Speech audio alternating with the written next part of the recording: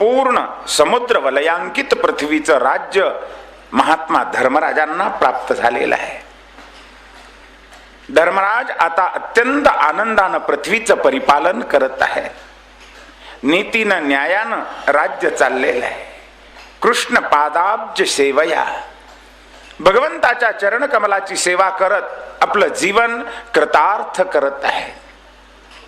निष्कंटक पृथ्वीचं राज्य उपभोगत असताना एके दिवशी धर्मराजांच्या कानावर आनंदाची वार्ता येते आहे. धर्मराजांचं राज्य कसं आहे या ठिकाणी फार सुंदर वर्णन केलेलं आहे. भगवान श्रीरामांचं राज्य जसं आदर्श होतं तसंच धर्मराजांचं राज्य आदर्श आहे. महाराज, धर्मराजाच्या राज्यामध्ये कुठे हिंसा नाही, चोरी नाही, कुठल्याही प्रकारचा अधर्म, अन्याय, अनिती कुठे दिसत नाहीये. सगळी प्रजा सुखी आहे. वेळेवर पाऊस पडतो आहे, भरपूर धनधान्य पिकत आहे, सगळी प्रजा सुखी आहे. अकाली कोणी मरत नाहीये, इच्छा मरण प्राप्त होत आहे. सुंदर आदर्श राज्य चाललं असताना धर्मराजांच्या कानावर एक आनंदाची वार्ता येते आहे की उत्तरा देवी प्रसूत झालेली आहे आणि तिला पुत्र रत्न झालेला आहे. धर्मराजांना नातू झाला. ही उत्तरा म्हणजे अभिमन्यूची पत्नी आहे. अभिमन्यू हा अर्जुनाचा पुत्र आहे आणि पांडवांचा वंशधर आज जन्माला आलेला आहे. कुलदीपक जन्माला आला. आनंदाची वार्ता ऐकता क्षणी धर्मराजांनी आपल्या राजवाड्यावर दान धर्म केलेला आहे. जोपर्यंत बालक जन्माला आल्यानंतर त्याची नाळ छेदन केलेलं नसतं तोपर्यंत महान पर्वकाळ असतो. महाराज, त्याला प्रजातीर्थ म्हटलेलं आहे. त्या प्रजातीर्थ पर्वकाळावर दिलेलं दान अक्षय्य होतं असं धर्मशास्त्रात म्हटलेलं आहे. एक जन्माला आल्याबरोबर नालच्छेदन करण्यापूर्वीचा काळ आणि मृत्यू समयाचा काळ या दोन्ही समयी दान धर्म करावा. आज आमच्याकडे मृत्यूच्या समयी दान धर्म करतात, अनेक प्रकारची दान देतात. तो एक काळ आणि जन्माला आल्यानंतर नालच्छेदनापूर्वीचा काळ प्रजातीर्थ म्हटलेला आहे. त्याला धर्मराज खूप मोठा दान धर्म करत आहेत. सुवर्णाच्या राशी, तिलाच्या राशी, वस्त्राच्या राशी, अन्नधान्य आदी आदी दान करत आहे. गोदान आदी करत आहे. आज धर्मराजांच्या वाड्यावर मंगलमय वातावरण झालेलं आहे.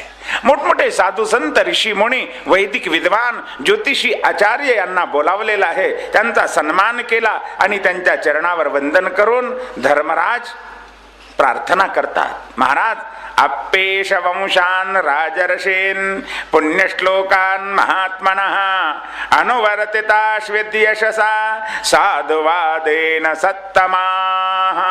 महाराज, हा बालक जो आहे ना, याचं भविष्य काय आहे आम्हाला कृपा करून सांगा. आमच्या वंशामध्ये आमचे पूर्वज जसे महान अधिकारी धर्मनिष्ठ महात्मे जन्माला आले त्यांची कीर्ती पुढे हा वाढवणार आहे ना, त्यांच्यासारखंच याचं आचरण आहे ना, हा धर्मनिष्ठ आहे ना, हा प्रभूची सेवा करणार आहे ना, हा प्रजेचं परिपालन करणारा आहे ना, हा कसा होणार आहे आम्हाला सांगा. याचं नाव काय ठेवावं, नामकरणादी संस्कार तुम्हीच सांगा. अत्यंत विनयानं धर्मराज प्रार्थना करतात. तेव्हा महान महान तपोनिधी जे त्रिकालज्ञ आहेत, ज्यांना भूत, भविष्य आणि वर्तमान या तिन्ही काळाचं ज्ञान आहे, असे त्रिकालज्ञ क्रांतदर्शी ऋषीमुनी त्या ठिकाणी धर्मराजांना ते सांगत आहेत. राजन, पार्थ प्रजाविता साक्षात इक्ष्वाकुरिव मानवः ब्रह्मण्य सत्यसंधश्च रामो दाशरथिर्यथा. राजन, या बाळाचं ज्योतिष आम्ही कुंडली पाहिली, जन्मपत्रिका तयार केलेली आहे. या कुंडलीतील ग्रहमान पाहिल्यानंतर याचे ठिकाणी जगातले जेवढे सद्गुण आहेत सगळेच्या सगळे वास करून आहेत. जास्त काय सांगावं, राजा इक्ष्वाकू सारखा हा प्रजेचं परिपालन करणारा अत्यंत धार्मिक नीतिमान असा राजा होणार आहे. प्रजा परिपालक होणार आहे. राजाचं सगळ्यात मोठं महत्वाचं लक्षण म्हणजे प्रजेचं पालन. राजानं बाकी काही नाही केलं तरी हरकत नाहीये, पण प्रजापालन केलं पाहिजे. हा ब्राह्मणांची सेवा करणारा आणि सत्यासाठी सर्वस्व समर्पण करणारा जसा दाशरथी राम होता तसा दाशरथी रामासारखा हा ब्राह्मणांची सेवा आणि सत्याचं पालन करणारा होणार आहे. एष दाता शरण्यश्च यथा ह्यौषी नरशिबिही. राजा पूर्वी उशीनराचा पुत्र शिबी नावाचा होऊन गेला. ज्या शिबी राजाकडे एक कबूतर शरण येतं, राजा माझ्या मागे शिकारी पक्षी लागलाय, मला मारतोय, मला वाचव, जीवदान दे. राजाने कबुतराला सांगितलं ठीक आहे, तुला मी अभय दिलंय, बस माझ्याजवळ, तुला कोणी बांधणार नाही. आता अभय दिलं, कारण राजाचं पहिलं कार्य आहे शरणागताचं रक्षण करणे. इतक्यात पाठीमागून एक शेन पक्षी येत आहे. शेन पक्षी म्हणजे आम्ही ज्याला मराठीमध्ये बहिर ससाणा म्हणतो, मोठा शिकारी पक्षी असतो बरं का, तो झडप घालण्याकरता येतो आहे. राजाने थांबवलं, थांब, मी याला अभय दिलंय, मारू देणार नाहीये. राजा ही माझी शिकार आहे, याला जर नाही मारू दिलंस तर मी मरणार आहे तडफडून, कारण मला भूक लागली आहे. आणि एकटा मीच नाही, माझे कुटुंबी, माझी पक्षिणी, माझी पिलं सगळेच मरणार आहेत उपवासानं. धर्मानं प्राप्त झालेली ही माझी शिकार आहे, माझं खाद्य आहे, मला राहू दे, सोड याला. राजा म्हणतो नाही, मी याला अभय दिलंय, मी सोडणार नाही. मग मी मरतो, तुलाही मरू देणार नाही, तुला लागेल ती मी खायला देतो, मला दुसरं काही खायला चालणार नाही, तू काहीही माग, याला सोडून मी द्यायला तयार आहे. तो काजू किसमिस म्हणशील तर देतो मी तुला, वाटेल ते देतो. नाही राजा, मला दुसरं काहीही चालणार नाही, मला यालाच ठार मारायचं आहे. राजा म्हणतो मी नाही मारू देणार, मग याच्या मोबदल्यात काही मागून घे. शेण पक्षानं सांगितलं ठीक आहे, याच्या मोबदल्यात मला याच्या वजनाबरोबर तुझ्या अंगाचं मांस काढून देशील तर मी याला सोडून देतो, नाहीतर मी मरतो. राजा म्हणाला ठीक आहे, हरकत नाहीये, याच्या रक्षणाकरता मी माझ्या शरीराचं मांस द्यायला तयार आहे. एका तराजूच्या पारड्यामध्ये कबुतराला ठेवलं आणि एका पारड्यामध्ये राजानं आपल्या शरीराचं मांस काढून ठेवायला सुरुवात केलेली आहे. भगवान परीक्षा पाहतोय शिबीराजाची. अहो सगळ्या अंगाचं मांस काढून ठेवलं, पण ओझं काही बरोबर होत नाहीये, वजन काटा काही बरोबरीला येत नाहीये. शेवटी सगळ्याच अंगाचं मांस संपल्यानंतर शिबीराजानं तलवार घेतली आणि आपलं मुंडकच कापायला सुरुवात केली आणि मस्तकच ठेवण्याचा विचार केला. इतक्यामध्ये कडकड कडकड ध्वनी होतोय, प्रत्यक्ष परमात्मा प्रगट होतो आहे. शिबी राजावर कृपा केली. राजा, त्रैलोक्यामध्ये तुझी कीर्ती यावत चंद्र दिवा करव राहील, जोपर्यंत चंद्र सूर्य आहेत तोपर्यंत कीर्ती राहील. शरणागताचं रक्षण करणारा, एक सामान्य पक्षाकरता स्वतःचा जीव देऊन त्याचं रक्षण करणारा असा शरणागत रक्षक शिबी राजा होऊन गेला. तसाच हा बालक सुद्धा शरणागताचं रक्षण करत आहे. मोठा यशस्वी होणार आहे, कीर्तिवंत होणार आहे. तुल्यश्चार्जुनयोर्द्वयोः. जगामध्ये, इतिहासामध्ये धनुर्विद्येमध्ये निष्णात असणारे 2 अर्जुन होऊन गेले बरं का. एक पांडवापैकीचा अर्जुन जो सव्यसाची धनंजय, हा ज्यानं युद्धामध्ये भगवान शंकरांना प्रसन्न करून घेतलेला आहे, असा अत्यंत महान असा धनुर्धर हा पांडवापैकी एक अर्जुन आहे. आणि दुसरा पूर्वी एक अर्जुन होऊन गेला ज्याचं नाव सहस्रार्जुन आहे. ज्या सहस्रार्जुनानं सुद्धा भगवान शंकरांना प्रसन्न करून घेतलं होतं. 1000 हात आहे. मध्य प्रदेशमध्ये माहिष्मती नावाचं नगर आहे, ही राजधानी होती सहस्रार्जुनाची. यानं आपल्या 1000 हातानं नर्मदेचा प्रवाह रोखण्याचा प्रयत्न केला होता. मोठा पराक्रमी शूरवीर जगज्जेता अशा प्रकारचा धनुर्धर तोही अर्जुन होता आणि हाही अर्जुन होता. त्याप्रमाणे दोन्ही अर्जुनासारखा हा धनुर्विद्येमध्ये निष्णात असा होणार आहे. याच्यासारखा धनुर्धर जगाच्या पाठीवर कोणी राहणार नाहीये. हुताश एव दुर्धर्षः समुद्र एव दुस्तरः. ज्याप्रमाणे समुद्र तरुण जाण्याला अत्यंत कठीण आहे, तसं याला तरुण जाणं अत्यंत कठीण आहे. अग्नीसारखा दुस्सह आहे. अग्नी कितीही आम्हाला हवा असा वाटला तर उचलून कधी खिशात घेतो का हो आम्ही? जवळ नाही, दुरूनच राहतो. तसे लोक सगळे भीतीनं दुरून राहतील. अग्नीसारखा दुस्सह आहे, समुद्रासारखा धीर गंभीर आहे, सिंहासारखा पराक्रमी आहे, तर पृथ्वीसारखा क्षमाशील आहे. पृथ्वी क्षमाशील आहे. कितीही अपराध करा तुम्ही, पृथ्वीला मारा, तोडा, जोडा, चिरफाडा, तुकडे करा, पाय ठेवा, मलमूत्राचा त्याग करा, थुंका, कधी रागावते का हो पृथ्वी? कधीच नाही महाराज. कितीही अपराध केले आम्ही तर पृथ्वी क्षमाच करते. तसा हा परीक्षिती राजा पृथ्वीसारखा क्षमाशील आहे, हिमालयासारखा संतांची सेवा करणार आहे. आजही हिमालय साधूंची सेवा करतो बर का. कोणाला राहण्याकरता दरी देतोय, कोणाला कंदमूळ फळं देतोय, झरण्याचं थंडगार पाणी पिण्याकरता देतो आहे, समिधा देतो आहे, पूजेकरता फुलं तुळशी देतो आहे. अशा प्रकारे सर्वतोपरीनं संतांची सेवा करणारा हिमालय जसा आहे तसाच हा सुद्धा संतांची सेवा करणारा आहे. भगवान शंकरांसारखा अति उदार आहे. भगवान शंकर अति उदार आहे. प्रसादे गिरीशोपमः. आणि एकदा भगवान शंकर प्रसन्न झाल्यानंतर काय देत नाही तो? अहो, आत्मलिंग दान दिलं महाराज भगवान शंकरांनी. एवढंच नव्हे, एकदा म्हणे कुबेर आला भगवान शंकरांकडे. देवा, तुम्ही उघड्या हिमालयावर राहता, आतापर्यंत ठीक आहे, पण आता पार्वती देवी आलेले आहेत, गृहस्थाश्रम आहे, तेव्हा राहायला घर लागतंच. कसं का असं ना, तोडकं मोडकं घर पाहिजेच आहे. माझी एक इच्छा होते की तुम्हाला घर बांधून द्यावं. भगवान शंकर म्हणाले, मला काय करायचं घर? समाधी लावून आपलं कैलासावर कुठेही बसतो झाडाखाली, मला गरज नाहीये. नाही देवा, माझी इच्छा आहे तुम्हाला घर बांधून द्यावं. बरं ठीक आहे, तुझी इच्छा आहे तर पार्वतीला विचार. पार्वती आई साहेबांनी परवानगी दिली आणि कुबेराने एक सुंदर घर बांधलं महाराज. आता ते कुबेरानीच बांधलेलं आहे, सोन्याचंच घर होतं, भव्य आणि राजवाडा बांधल्यासारखा सोन्याचं मंगल भवन बांधलेलं आहे. आणि भगवान शंकरांना समर्पण केलं. आता घरामध्ये नवीन राहायचं म्हणजे तसं राहू नये बरं का, वास्तुशांती करूनच राहिलं पाहिजे. कारण त्या भूमीत काही दोष असतात, ते दोष नाहीसे व्हावेत. वास्तूमध्ये आम्हाला आनंदानं समाधानानं आमचा गृहस्थाश्रम चालावा, आमचं जीवन मंगलमय व्हावं, प्रभूची सेवा, गृहस्थाश्रमामध्ये अतिथीची सेवा घडावी म्हणून वास्तुशांती केली पाहिजे. मग वास्तुशांती करता ब्राह्मण बोलवा. कोण बोलवा? म्हणे चला रावणालाच बोलवा. रावण मोठा विद्वान होता, सगळे वेद मुखोद्गत होते. अहो 10 विकृती, पद, क्रम, जटा, घन या विकृती जे आहेत ना, ह्या सगळ्या विकृती रावणानं निर्माण केलेल्या आहेत. रावण मोठा विद्वान होता, वेदज्ञ होता आणि ब्राह्मण कुळात ब्रह्मदेवाच्या कुळात जन्माला आलेला आहे. तेव्हा त्यालाच बोलवा.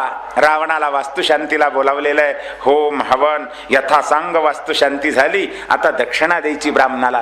कारण कुठलंही कर्म अदक्षिणाकम यज्ञ, हा मोठा यज्ञ केला आणि दक्षिणात जर नाही दिली तर तो यज्ञ सफल होत नाहीये. म्हणून आता दक्षिणा द्यायची.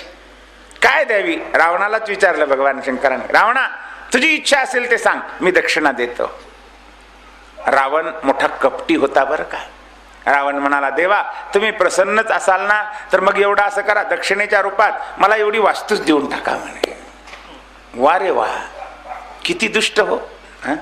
आता ज्या घराची वास्तू आणि तीच दक्षिणेच्या रूपात देऊन टाका. भगवान शंकर एवढे उदार आहेत.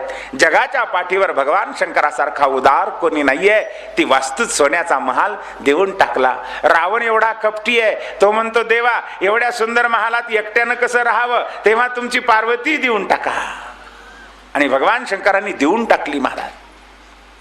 पुढे पार्वतीनं भगवान नारायणाची प्रार्थना केली, ते आले, विघ्न आलं वगैरे वगैरे सगळी कथा आहे.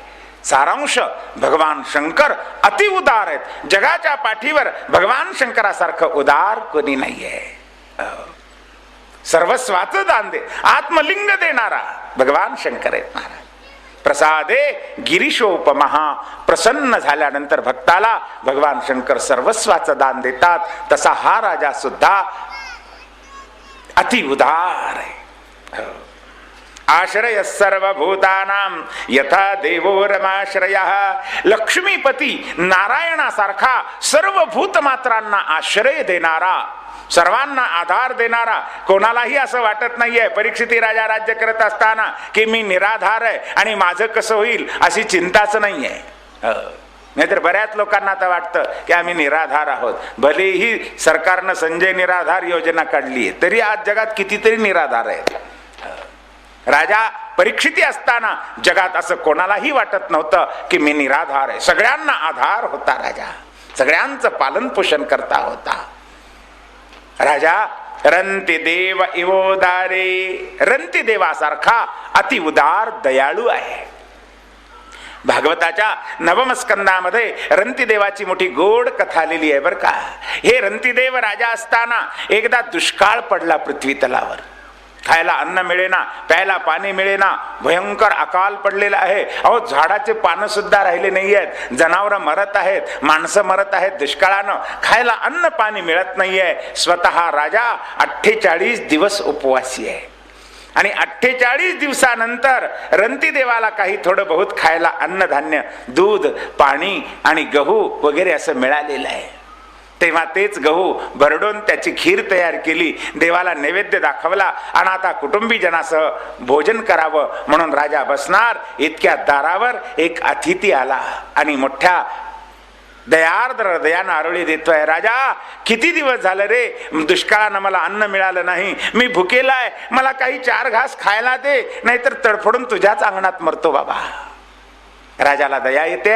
राजानं त्या अतिथीला आत बोलवून पोटभर जेवू घातलं. अगोदर त्याला पोटभर जेवू घातलं, तो तृप्त होऊन निघून गेला. आता राहिलेलं जे आहे अन्न आणि ते प्रसाद म्हणून ग्रहण करावं म्हणून विचार करतो आहे. इतक्यात दारामध्ये आणखी एक अतिथी चांडाळ आला, त्याच्याबरोबर 4-5 कुत्रे आहेत आणि तो तडफडून म्हणू लागला, राजा, मेलो रे मेलो, मी सगनाय अन्नम देही. मी एकटाच नाहीये, माझे कुत्रे सुद्धा कितीतरी भुकेले आहेत, उपवासी आहेत, किती दिवसापासून यांना सुद्धा खायला नाही आणि मलाही खायला नाहीये. मी आता तडफडून मरतोय. अंगणात व्याकुळ होऊन दुःखानं तडफडू लागला, तर मला काहीतरी खायला दे. तेव्हा रंतिदेवानी त्या चांडाळा सगट त्या गणाला सुद्धा पोटभर खायला दिलं. आता जवळ जेवढं अन्न मिळालं होतं सगळंच संपून गेलं महाराज. आता शिल्लक काय राहिलं? फक्त एकस्यैव तृप्तिकरम जलम अवशिष्टम. एक माणसाची तहान भागेल एवढं पाणी, 1 लोटाभर पाणी तेवढं शिल्लक राहिलं बरं का. 48 दिवस झालं पाणी सुद्धा मिळालं नव्हतं. आता ते पाणीच प्यावं आणि तहान भागवावी म्हणून राजानं लोटा हातामध्ये घेतला, पाणी पिणार. इतक्यात दारामध्ये आणखी एक अंगणात अतिथी येतो आहे आणि व्याकुळ होऊन म्हणतो, राजा, मेलो रे मेलो, मला तहान खूप लागली आहे, मला पाणी प्यायला दे, नाहीतर मी मरतो. तो व्याकुळ होतोय, तडफडू लागला. तेव्हा राजाच्या हृदयात दया येते. राजा म्हणतोय, मला जर देव प्रसन्न झाला ना तर मी जगात देवाला काही मागणार नाही. न नाकपृष्ठम न च सार्वभौमम न पारमेष्ठ्यम न रसाधिपत्यम. मी पृथ्वीचं राज्य देईन, मागणार नाही. पाताळाचा राजा बनव, नाही मागणार. देव जर म्हणेल स्वर्गाचं राज्य देतो, मी घेणार नाही. मग सत्यलोक ब्रह्मदेवाचं पद मी नाही स्वीकारणार. मग मोक्ष देतो जरी म्हणाला तरी मी मोक्ष सुद्धा स्वीकारणार नाही. मी देवाला एकच मागणं मागेन. काय मागेन? भवन्त्य दुःखा. देवा, या जगामध्ये जेवढे म्हणून प्राणी मात्र आहेत, जीव आहेत ना, या सगळ्या जीवांच्या हृदयामध्ये बसायला मला एक आसन दे, मला जागा दे. मी सगळ्यांच्या हृदयात बसेन. मला सोन्याच्या सिंहासनावर बसायचं नाही, मला स्वर्गाच्या इंद्रपदावर बसायचं नाही, मला ब्रह्मदेवाच्या पदावर बसायचं नाहीये. मला सगळ्यांच्या हृदयात एक जागा करून दे, मला एवढीच कृपा कर. कशा करता राजा? तू सगळ्यांच्या हृदयात बसून काय करशील? तेव्हा रंतिदेव म्हणतात, मी एकच करेन की सगळ्यांच्या हृदयात बसून या जीव मात्राच्या हृदयाला होणारं जे दुःख आहे, ज्या यातना आहेत, ज्या वेदना आहेत ना, जगातल्या सगळ्या प्राणी मात्रांच्या वेदना मी एकटा भोगेन, जेणेकरून सगळे सुखी होतील. केवढी उदारता आहे, केवढी विशालता आहे महाराज. याला म्हणतात मानवता, याला म्हणतात आर्य सनातन धर्माचे विचार. आमच्या ऋषीमुनींनी प्रार्थना केली आहे, सर्वेत्र सुखिनः सन्तु सन्तु सर्वे निरामयाः. या जगात कोणीही दुःखी नसावं, या जगात सगळ्यांना सुखाची प्राप्ती व्हावी, सगळ्यांचं कल्याण व्हावं. नव्हे केवळ मानवच नव्हे, मुंगीपासून ब्रह्मदेवापर्यंत प्रत्येक जीव सुखी व्हावा, प्रत्येकाला आरोग्य मिळावं, प्रत्येकाला दीर्घ आयुष्य मिळावं, प्रत्येकाचं जीवन आनंदमय व्हावं, जगात कोणीच दुःखी नसावं, ही संतांची प्रार्थना आहे. आता विश्वात्मके देवे येणे वाग्यज्ञ तोषावे तो शोनी मज द्यावे पसायदा नये जे खळांची व्यंकटी सांडो. किती गोड मागणं मागितलंय ज्ञानराज माऊलींनी. ऋषीमुनींनी किती गोड मागणं मागितलंय की सर्वेत्र सुखीन संतो सर्वांचं कल्याण होवो सर्वच जण सुखी होवोत. रंतीदेव म्हणतात सगळ्यांचं दुःख एकटा मी भोगतो पण जगात दुःखी कोणी नसावा सगळेच सुखी असावेत. आणि रंतीदेवाने ते पाणी त्या अतिथीला पाजलं तृप्त केलं. धन्य आहेत रंतीदेव. त्याच क्षणी परमात्मा प्रगट झाला आणि सगळीकडे पाऊस पाडून सुजलाम सुफलाम सगळ्यांना सुखी केलंय महाराज. असं कुठं असेल का हो एवढी उदारता. आमच्याकडं 7 पिढ्या पुरेल एवढं घरामध्ये असतं पण दारावर जर कोणी अतिथी आला तर चतकोर भाकर वाढायला आम्हाला नकोसं वाटतं महाराज. सज्जन हो असं नाहीये. आम्ही कितीही कमवून ठेवलं करोडो अब्जावधी नाही सोन्याचे पर्वत जरी कमवून ठेवले ना फक्त मरेपर्यंतच तुमचे आहेत. मरताना त्यातलं 1 ग्राम सुद्धा सोनं येणार नाही. मेरू पर्वता एवढी जरी राशी असली सोन्याची 1 ग्राम सुद्धा येत नाही महाराज. उलट आहे ते अंगावरचं काढून घेतात. इस्टेट गोळा करतो करोडो रुपये गोळा करून ठेवतो शेवटी काय न्यायचंय. पण जोपर्यंत आहे तोपर्यंत आपल्या हातानं गोर गरीब दीन दुबळ्यांकरता त्यांच्या सेवेकरता त्यांच्या सुखाकरता संपत्तीचा उपयोग करा. खरा संपत्तीचा उपयोग हा आहे महाराज. ठेवून ठेवून ठेवून शेवटी एके दिवशी मरायचंय आणि हे सगळं सोडून द्यायचंय. त्यापेक्षा आपल्या समोर समर्पण करावं. रंतीदेवाचा आदर्श आहे. आजही जगामध्ये असे आदर्श उदार आहेत बरं का. आम्ही नर्मदा परिक्रमा करत असताना दक्षिण तीरावर एका घरी गावामध्ये आणि गेलो. संध्याकाळची वेळ झाली. गावात शिरल्याबरोबर विचारलं यहाँ मुकाम करने की व्यवस्था एखादा मंदिर या मठ संस्थान कुछ है क्या. लोकांनी सांगितलं अहो रामसिंह नामक एक आदमी है उनके घर जाओ. आम्हाला वाटलं 1 2 3 4 लोक रामसिंहाच्या घरी जा रामसिंहाच्या घरी जा म्हणून सांगतात. त्या अर्थी रामसिंहाचं घर मोठं असेल लक्षाधीश करोडोपती असेल आणि सगळ्या येणाऱ्या लोकांची व्यवस्था करत असेल असं वाटत होतं. पण आम्ही गेलो तर काय अगदी साधारण घर होतं महाराज. एक आई पत्नी 2 मुलं आणि आपण आनंदानं कुटुंब राहत आहे. अत्यंत गरीब साधारण घर.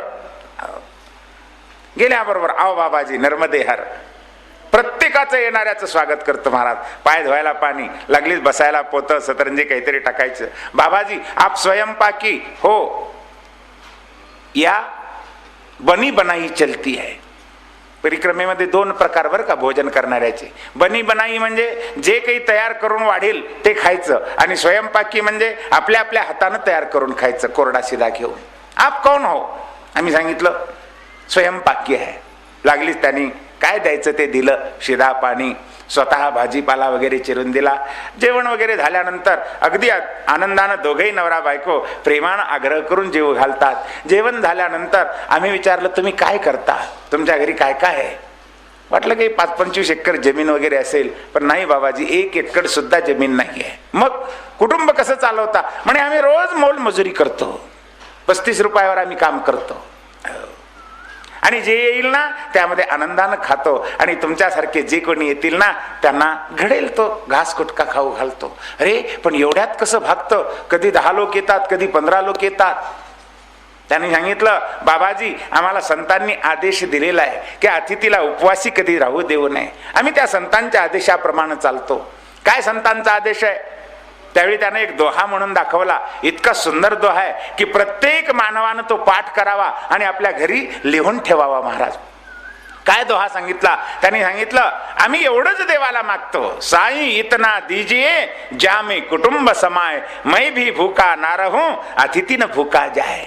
देवा मला जास्त काही नको. हे पहा मी राहीन आणि कुटुंबजीन सुखानं राहतील एवढं घर दे आणि एवढंच दे देवा की मीही उपवासी राहणार नाही आणि येणारा अतिथी उपवासी जाणार नाही. एवढं दे देवा आम्हाला जास्त नको आहे.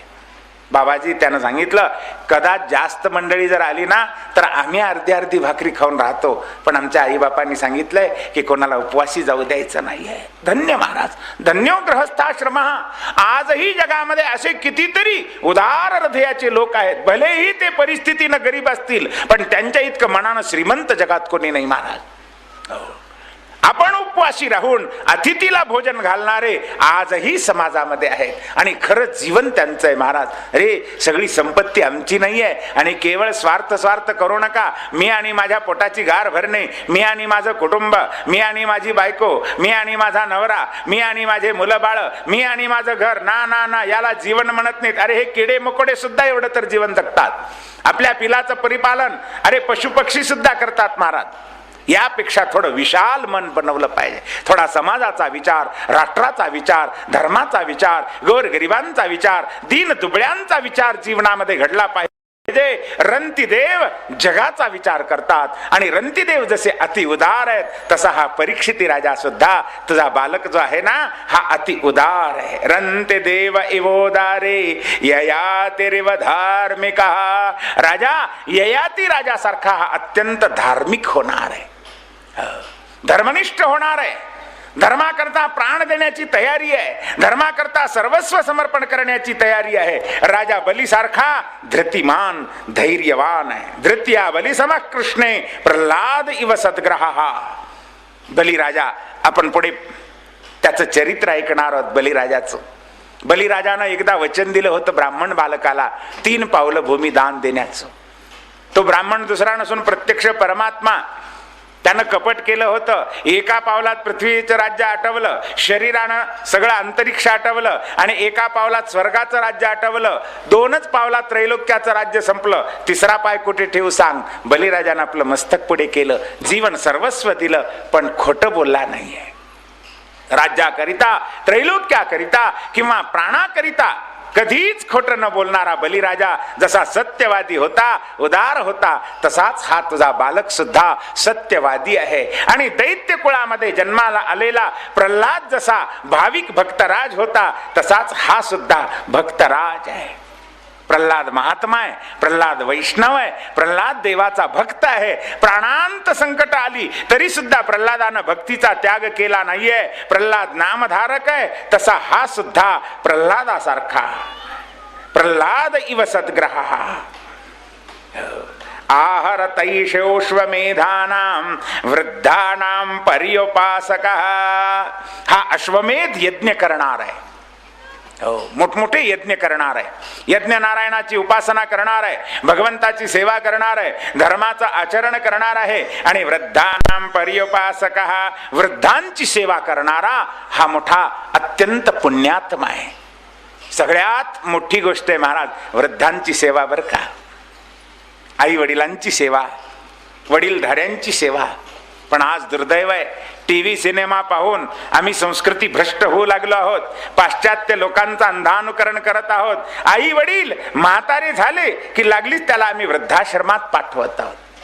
आजच पेपरमध्ये बातमी आहे, पहा, वाचा तुम्ही. एक कोणी माऊली आहे आणि तिनं सांगितलं की 3 वृद्धाश्रमामध्ये मी जाऊन पाहिलं की सासू सासऱ्यांना ठेवावं, कारण तिला जायचं होतं परदेशामध्ये. तिचा नवरा परदेशामध्ये नोकरी करतो. मग मालकाकडे जायचं होतं, म्हणून आई वडिलांना, म्हातारे सासू सासऱ्यांना इथे कुठेतरी व्यवस्था म्हणून वृद्धाश्रमात 3 वृद्धाश्रम पाहिले. 2 ठिकाणी पाहिलं तर लाईन लागलेली आहे, तिथे काही प्रवेश नाहीये. 3ऱ्या ठिकाणी प्रवेश होता पण तिथे व्यवस्था चांगली नाही आहे. हॉटेलमधून आणून खाऊ घालतात, व्यवस्था योग्य नाही. एका खोलीत 5-5, 7-7 म्हातारे बसवतात. हे पाहून तिनं सांगितलं की मीच माझं जाणं रद्द करते. माझ्या सासू सासऱ्यांची जर अवहेलना होत असेल तर मी जाणार नाही परदेशामध्ये. आज अशी अवस्था झाली आहे. असे फार लोक कमी आहेत. पुण्या मुंबईकडं आज अशी अवस्था आहे, नवीन लग्न जुळवत असताना ती मुलगी मुलाला विचारते, तुझ्या घरात डस्टबिन किती आहेत सांग. डस्टबिन म्हणजे केर कचरा टाकायचा जो डबा असतो की नाही, त्याला डस्टबिन म्हणतात. म्हणजे तुझ्या घरात म्हातारी किती आहेत. म्हातारी म्हणजे केराची टोपली. आणि जर आई वडील असतील तर मी तुझ्याशी लग्न करायला तयार नाही. ही काहीतरी सांगावांगी कथा नाही बरं का. वस्तुस्थिती आहे आज पुण्या मुंबईकडं, मोठ्या शहरमध्ये आज अवस्था आहे. आणि तिकडून इकडं लोन यायला काही वेळच लागत नाही महाराज. आज दुर्दैव आहे, वयोवृद्ध लोकांची सेवा, वयोवृद्ध लोकांना सांभाळणारे कुणी राहिलेच नाही आहेत महाराज. आज एवढा स्वार्थ झाला, मी आणि माझी पत्नी, मी आणि माझा पती, मी आणि माझी मुलं बाळ, एवढेच. आई वडील सुद्धा सोडले आम्ही आज. अहो, आई वडिलांची जर अवस्था अशी आहे तर बाकीच्या घरातल्या कुटुंबी लोकांची, आजोबान, आजीन, चुलतीन, चुलतेन, हेन, मामान, काकान, कोण घरामध्ये ठेवू लागले आज. दुर्दैव आहे महाराज. आमची संस्कृती अशी नाहीये. एकत्र कुटुंब पद्धती आहे. वडिलांची सेवा, वडीलधाऱ्यांची, वयोवृद्धांची सेवा अत्यंत आवश्यक आहे महाराज. आणि आम्ही जर वडीलधाऱ्यांची सेवा केली तर पुढे पोर आमची सेवा करणार आहे. हो, आम्ही जसं वागावं. आताच्या युगात या हातानं द्यायचं आणि या हातानं घ्यायचंय बरं का. हो, फार उदार नाहीये. पुढच्या जन्मात आणि पुढे मेल्यानंतर नाही. अहो, इथंच भोगायला मिळतंय आम्हाला. हो, आताचा काळच असा आहे. हो, आम्ही जर आई वडिलांची सेवा केली तर पुढे मुलं आमची सेवा करणार आहेत, अन्यथा करणार नाहीयेत. म्हणून तरी आम्ही आई वडिलांची सेवा केली पाहिजे. आमचे महाराज एक कथा सांगायचे. एका गृहस्थानं असंच म्हाताऱ्या माणसाला घराच्या बाहेर झोपडीत ठेवून दिलं. कारण आपण स्वतः बंगला बांधलेला, मोठा पॉश बंगला, ग्रेनाईटच्या फरशा. आणि आता हा म्हातारा झाला असल्यामुळं म्हातारपणी काय असतं, बत्ताशाची फॅक्टरीच उघडली यानं. कारण कुठे बसले खो खो कप दाटून येतो. आपलं थुंकायला उठून जावं तर दूर जाता येत नाही, बेसिन पर्यंत जाता येत नाही, उठता येत नाही. म्हणून तिथंच कुठंतरी कोपऱ्यामध्ये थुंकायचं. जागोजागी बत्ताशे पडू लागले. सुनबाईनं सांगितलं, हे पहा मालक, एक तरी तुम्ही घर सोडून चला, नाहीतर या म्हाताऱ्याला घराच्या बाहेर काढा. आणि जागोजागी घाण करताय, नको हे आपणाला. आता तो काही तिच्या वचनाच्या उलट जाईल का. हो, त्यानं लागलीच अंगणामध्ये एक झोपडी बांधली आणि झोपडीत म्हाताऱ्याला ठेवून दिलं. एक बास टाकून दिली, त्यावर वाकड टाकून दिली. म्हाताऱ्याला तहान लागली तर पाणी प्यायला राहावं म्हणून तिथे एक आपलं माठ भरून ठेवला. ती आत काही येऊ देत नाही घरामध्ये. नातू हुशार होता, त्याचं प्रेम आजोबावर होतं. नेहमी तो जायचा यायचा. आजोबा, आम्ही मध्ये इतकं फोमच्या गादीवर झोपतो, तुम्ही इथं बाजूवर का हो? आम्ही फ्रीजचं पाणी पितो, तुम्ही माठातलं का हो? आम्ही एवढं मध्ये चांगलं राहतो, तुम्ही इथं झोपडीत का हो? नाही रे बाळा, असंच आहे, मला हेच आवडतं, काहीतरी असंच सांगायचं. पण नातवाच्या जेव्हा लक्षात आलं तेव्हा नातवानं एक युक्ती केली. म्हणे, आजोबा, मी सांगतो तसं करा, तुम्ही काही करू नका, मी फक्त सांगितल्यासारखं करा, बरं, काही हरकत नाही.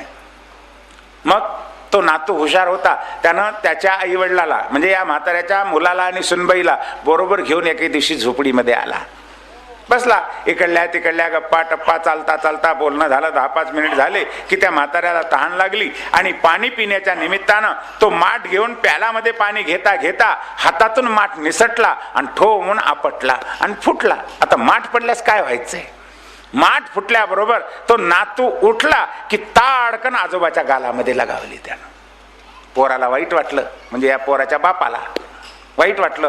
ते म्हणते, रागावला, का रे बाळ्या, माझ्या वडिलांना का मारलंस? बाबा, कळू नये का याला, माठ फोडून दिला यानं? अरे फोडला तर फोडला, दुसरा आणता आला असता.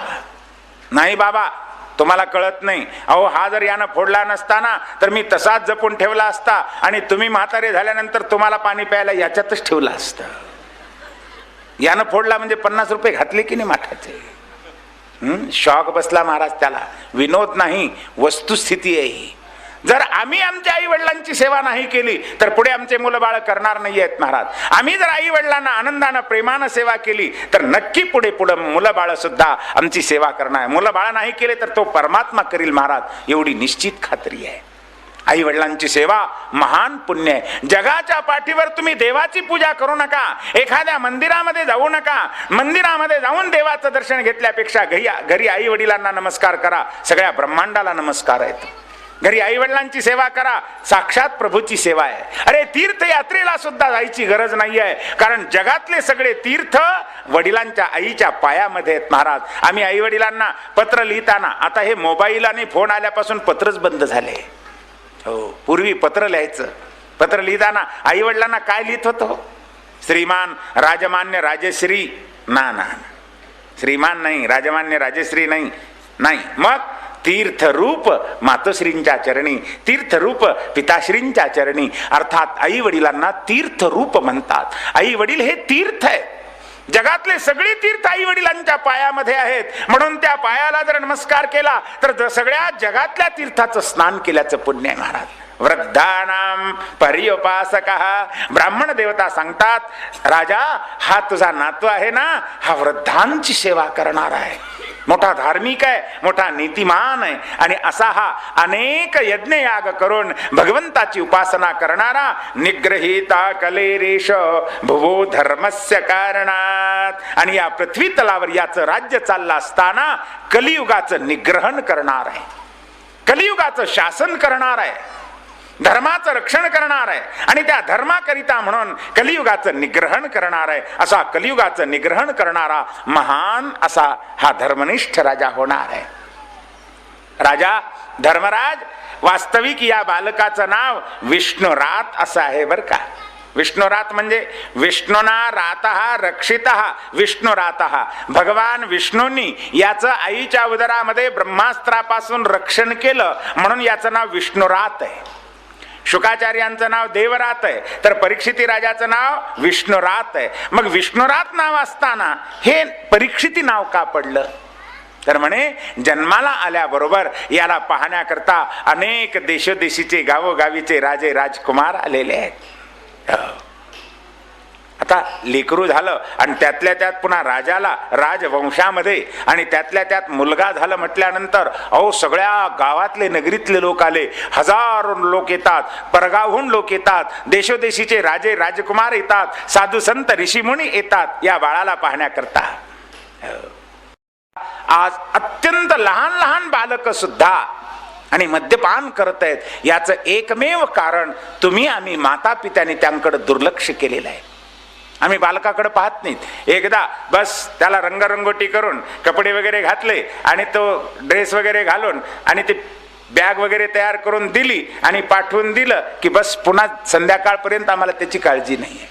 पण लेकरू कुठं जात आहे, शाळेतच जात आहे का, कॉलेजलाच जात आहे का, कुठे हॉटेलमध्येच वाटत शिरतंय का सिनेमा पाहतंय, काय करतंय, काय खातंय, काय पितंय, कुठं जातंय, काय बोलतंय, याकडे आमचं अजिबात लक्ष नाही आहे. म्हणून बालक बिघडून चाललेले आहेत महाराज. पालकाचं आद्य कार्य आहे की बालकावर संस्कार करणे. आज बालकावर संस्कारच राहिले नाहीत. घरामध्ये आम्ही शिकवतो का कधी? पूर्वी आमच्याकडे गुरुकुल होते महाराज, आणि गुरुकुलामध्ये पहिल्यांदा शिक्षण दिल्या जायचं, बाळा सत्यम वद धर्मैचर स्वाध्यायान्मा प्रमद मातृदेवो भव पितृदेवो भव आचार्य देवो भव अतिथी देवो भव. पहिला पाडा होता महाराज हा, धर्मैचर सत्यम वद. पहिलं शिक्षण गुरुदेव देत होते, बाळा सत्य बोल. अरे सत्याकरता राजा हरिश्चंद्रानं आपला विकून टाकलं, सत्याकरता राजा हरिश्चंद्रानं सर्वस्वाचं दान दिलं पण सत्य सोडलं नाही. प्रल्हादानं सत्याकरता प्राण दिला पण सत्य सोडलं नाही. रामानं सत्याकरता राज्याचा त्याग केला पण सत्य सोडलं नाही. धर्मराज कधी आयुष्यात असत्य वागले नाहीये. सत्य बोल, सत्य वाग. लहानपणी पहिलं शिक्षण, पहिले संस्कार, सत्यम वद धर्मैचर.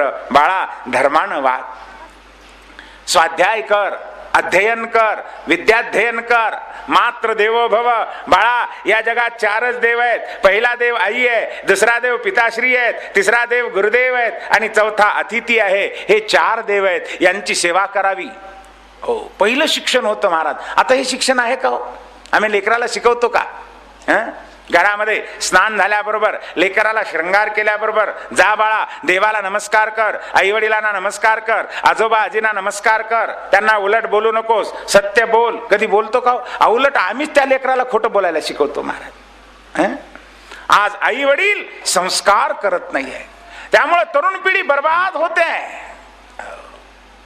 आमचे राष्ट्रीय कीर्तनकार ब्रह्मलीन कल्याण बुवा रामदासी म्हणून पोट तिडकीनं सांगत होते महाराज.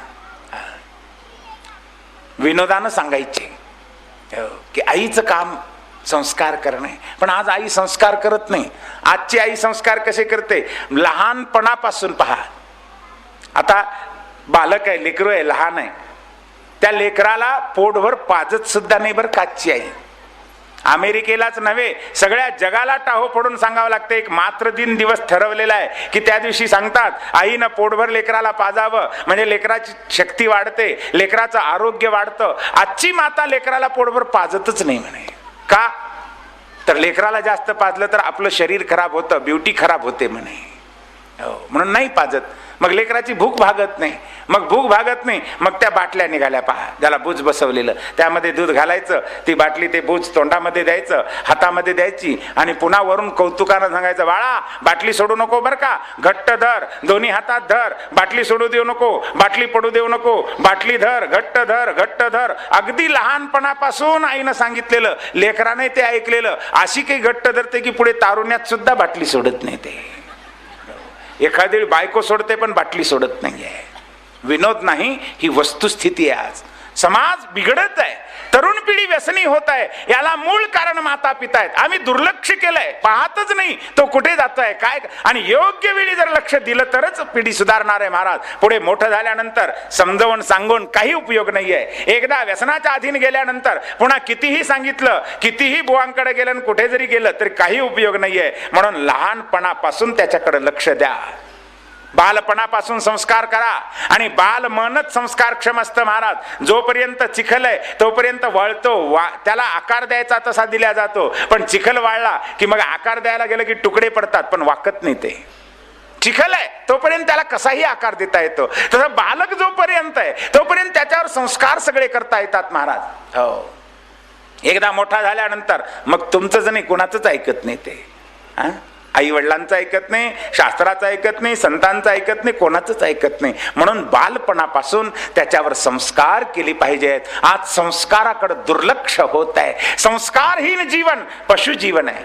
छत्रपती शिवाजी राजासारखा एक महान धर्मवान, नीतिमान, जाणता राजा या राष्ट्राला लाभला. याचं मूळ कारण माता जिजाऊनं बालपणीच रामायण महाभारताचे संस्कार बाल शिवाजीच्या मनावर केलेले आहेत.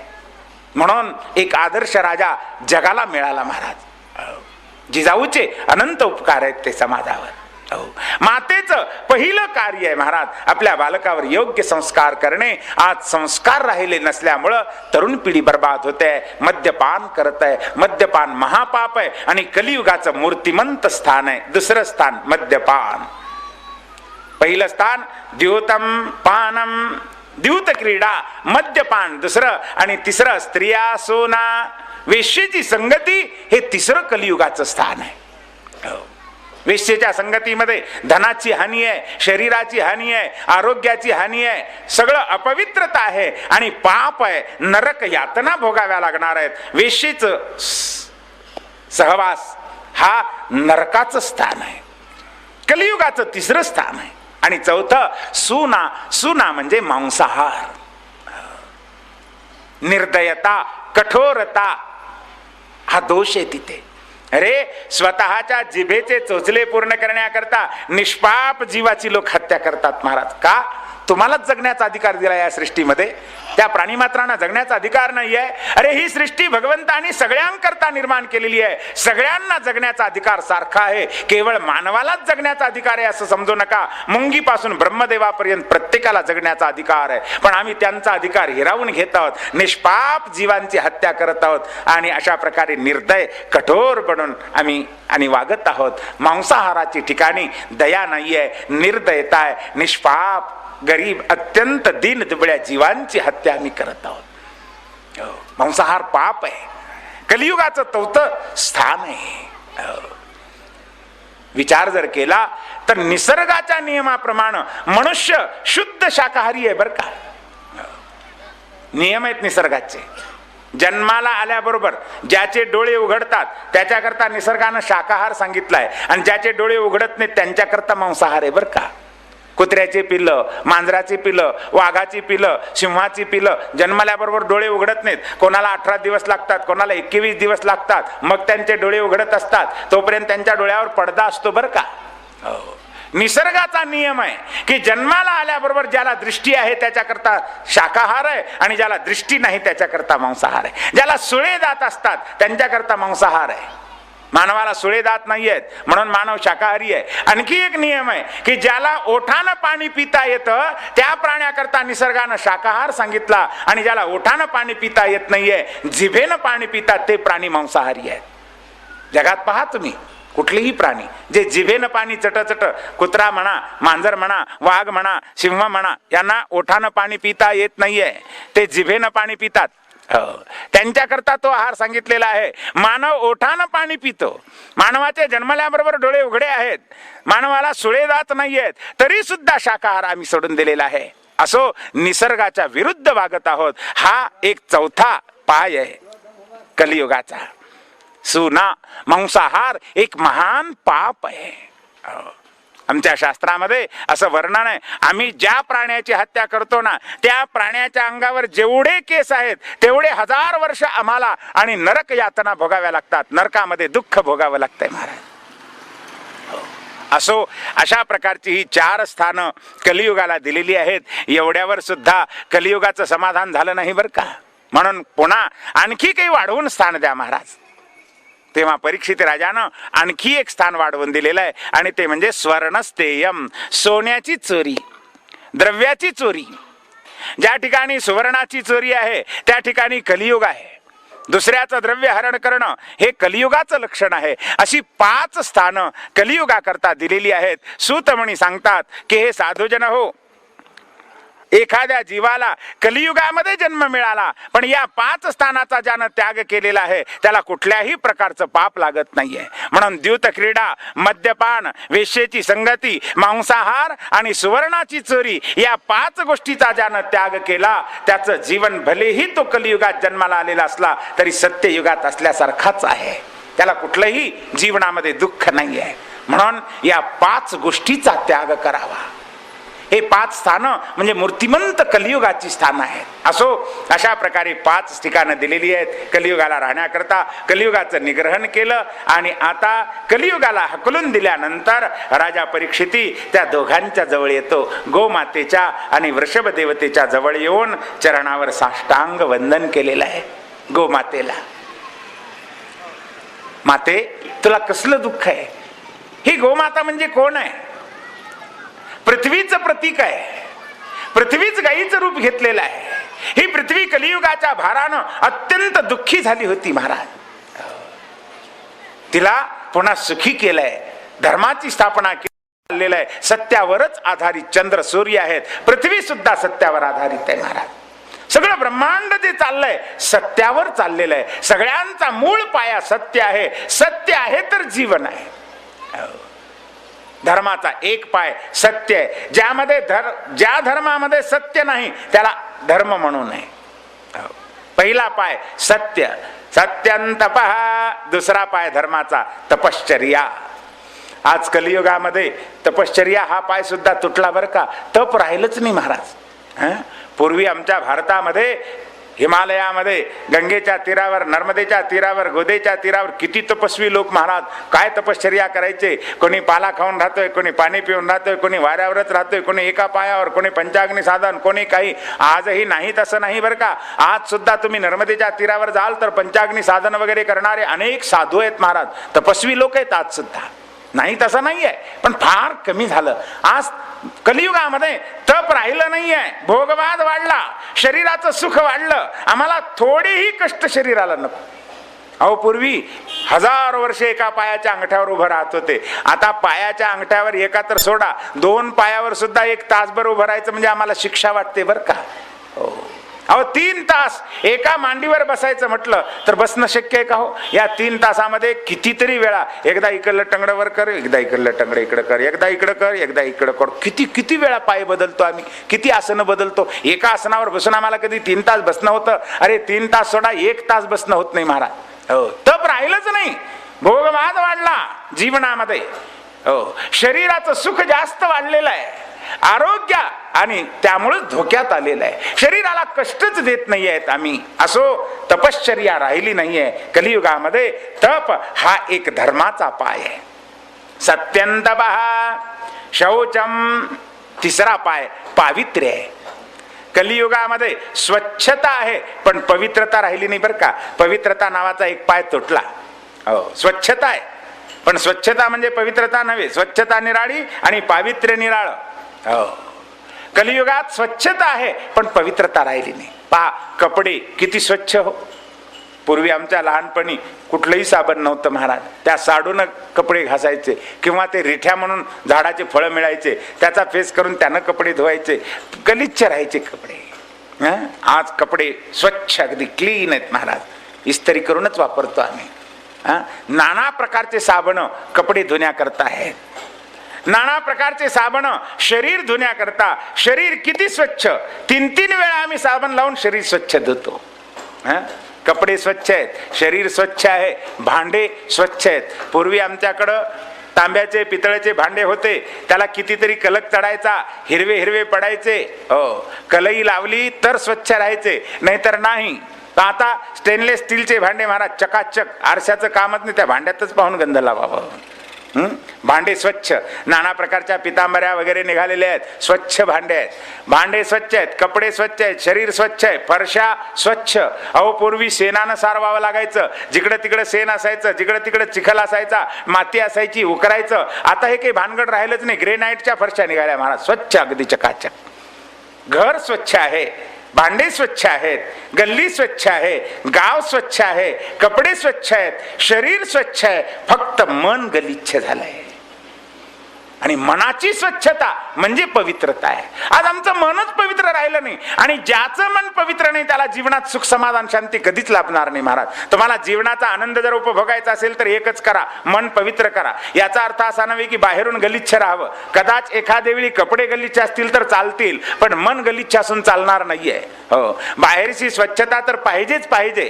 कपडे स्वच्छ असावेत, शरीर स्वच्छ असावं, म्हणजे आरोग्य चांगलं राहतं. आरोग्य चांगलं राहिलं की मन प्रसन्न राहतं. पण याही पेक्षा सगळ्यात महत्वाची स्वच्छता म्हणजे मनाची स्वच्छता आहे. म्हणून मन स्वच्छ असलं पाहिजे. आज कलियुगामध्ये मन गलिच्छ बनलेलं आहे. विषय, वासना, नाना प्रकारचा स्वार्थ याच्यामुळे मन विकारी बनलंय, आणि त्यामुळे जीवनातला आनंद आमच्या हरवलेला आहे. खरंच जीवन सुखमय आनंदमय बनवायचं असेल ना तर मन पवित्र पाहिजे महाराज.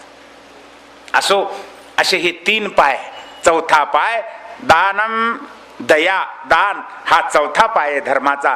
जिथे या 4 गोष्टी आहेत ना त्याला धर्म म्हणावं. जिथे सत्य आहे, जिथे तप आहे, जिथे पावित्र्य आहे, आणि जिथे दया आहे, या 4 गोष्टी ज्या ठिकाणी आहेत त्याला धर्म म्हणावं. या 4 पैकी एखादी गोष्ट नाही त्याला अधर्म म्हणावं. दया नाहीये, निर्दय असा जर धर्म असेल तर त्याला धर्म म्हणू नये, तो अधर्मच आहे महाराज. कलियुगामध्ये हे पहिले 3 पाय सत्य, पावित्र्य, तप तुटलेलं आहे. एक दया, दान तेवढं कलियुगामध्ये शिल्लक राहिलंय महाराज. दया थोडी शिल्लक राहिलेली आहे, बाकी 3 पाय तुटलेले आहेत. राजा परीक्षितानं आपल्या सामर्थ्यानं पुन्हा हे तुटलेले 3 पाय जोडले बरं का.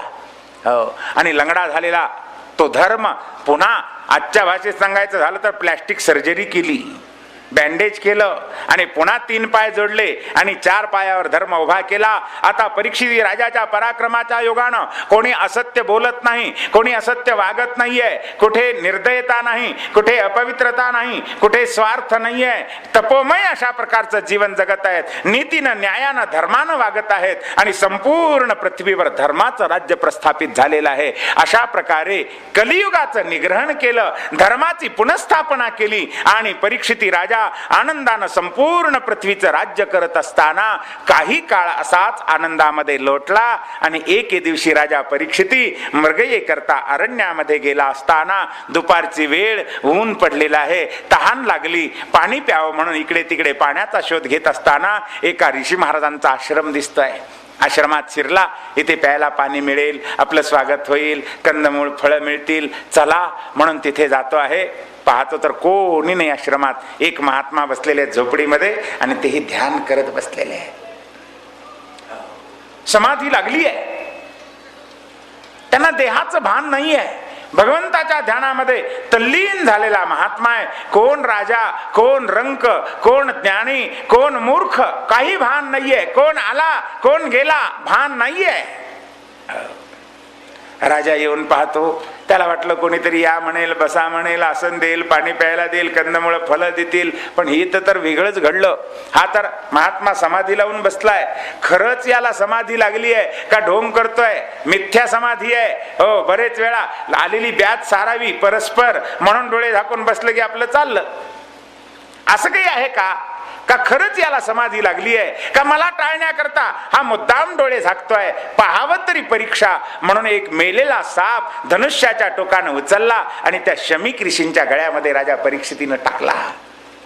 वाटलं साहेब साहेब साहेब बोबडी वळेल, उठतील, पळून जातील, अरे साप साप साप, भीती वाटेल यांना, उठतील, मग कळेल यांची समाधी कशी आहे असं वाटलं राजाला खरं. पण गळ्यात साप टाकला तरी ते हल्ले नाहीत, डुलले नाहीत, काय नाही, अगदी शांत आहेत महाराज, देहाचं भानच नाही.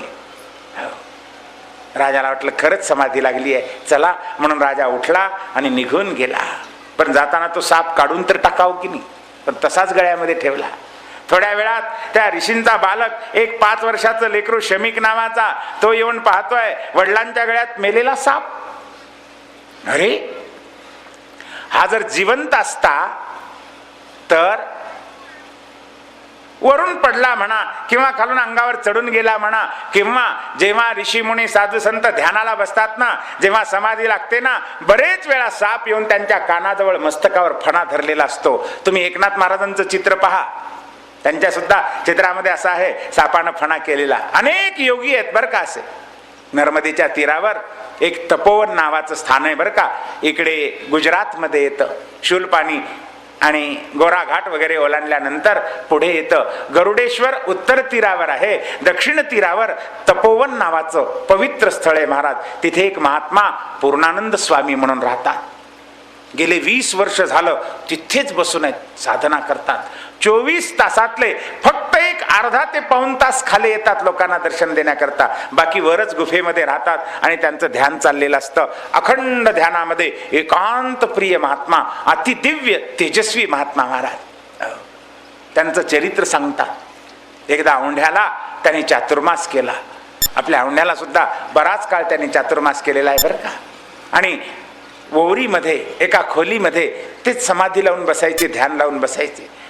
सगळ्यांना सांगाय कोणी आत यायचं नाही, माझं मी बाहेर येईन तेव्हा येईन, कोणी कवाड उघडायचं नाही, आत यायचं नाही. पण एकदा समाधी लावून बसले असताना एक असाच महाराज, उघडायचं नाही का म्हणतात, मध्ये जायचं नाही का म्हणतात, काय करतात, झोपतात का समाधी लावतात का ध्यान करतात, नेमकं काय चाललंय आपण पाहावं तरी. म्हणून एका नास्तिकानं असंच कवाड उघडून आत गेला.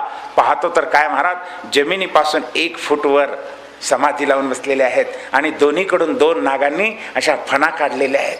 पाहिल्याबरोबर अंगाला थरकाप सुटला आणि तसाच तिथून वापस आला. सगळ्या आपल्या मित्रमंडळी, अरे मी आत गेलो होतो, महाराज अधांतरी होते आणि मस्तकावर साप होता, फणा काढलेला होता, पाहिल्याबरोबर मला भीती वाटली, मी पळून आलो. सगळीकडे चर्चा झाली. लोकांनी त्यांच्या कानावर घातल्यानंतर स्वामीजींनी त्यांना बोलवून घेतलं आणि सांगितलं, खबरदार, आज आलास ते आलास, पुन्हा जर असं न विचारता आत आलास तर डोळे फुटल्या जातील, तुझ्या आंधळा होशील, तू पुन्हा तुला जगात काहीच दिसणार नाही आहे, आता पुन्हा येऊ नकोस. अर्थात अजूनही असे योगी लोक जेव्हा ध्यान लावून समाधी लावून बसतात तेव्हा कित्येक वेळा साप असा फणा काढून त्यांच्या मस्तकावर आलेला असतो. भगवान शंकरांच्या गळ्यामध्ये पहा साप आहे. भगवान शंकर नित्य समाधीमध्ये आहेत. चालता बोलता त्यांची समाधी आहे महाराज. असं घडतं. पण या शमीक ऋषींच्या बाळानं विचार केला, माझे बाबा समाधी लावून बसले असताना मेलेला साप कसा काय आला. जिवंत साप असता तर मी ओळखलं असतं, पण मेलेला साप म्हणजे कोणीतरी टाकला, आपण होऊन गेला नाही, कोणीतरी टाकला. कोणी टाकला रे. सगळ्या विद्यार्थ्यांना बोलावलं आणि खडसावून विचारलं, खरं सांगा कोणी टाकला. सगळेजण सांगतात मी नाही, मी नाही, मी नाही. एक विद्यार्थ्याने सांगितलं, मी पाहिलंय, आत्ताच आपला राजा आला होता, परीक्षित राजा, आणि त्यानंच धनुष्याच्या टोकानं उचलून टाकला. असं राजाने टाकला. अरे राजाच जर असं पाप कर्म करत असेल तर प्रजेला किती त्रास होत असेल, प्रजा कशी वागत असेल. यथा राजा तथा प्रजा. अरे राजानं स्वतः धर्मानं वागावं, प्रजेला आदर्श घालून द्यावा, हे तर तिकडेच गेलं. आणि राजा असं जर वागत असेल, त्याला वाटतं का मला कोणी शासन करता नाही म्हणून.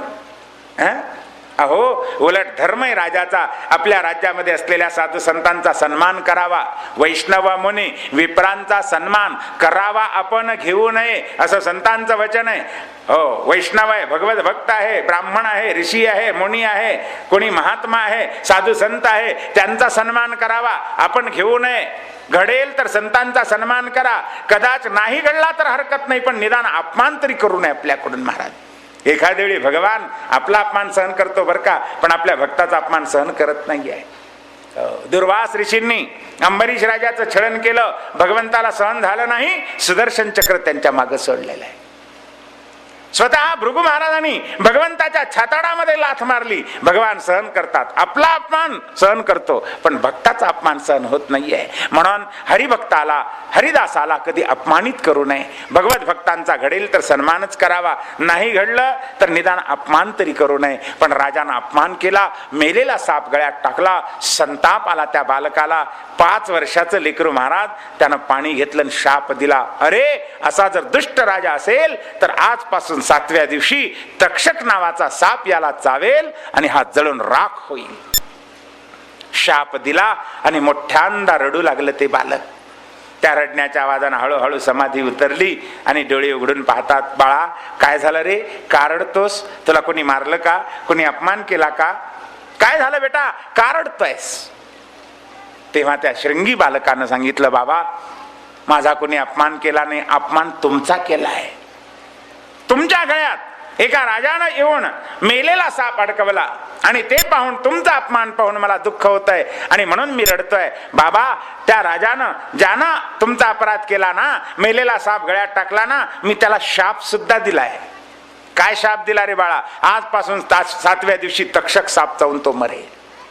अरे अरे अरे बाळा, तुला माहिती नाही परीक्षित राजा काय चीज आहे? अरे, न भूतो न भविष्यती असा राजा पूर्वी झाला नाही, पुढे होणार नाहीये.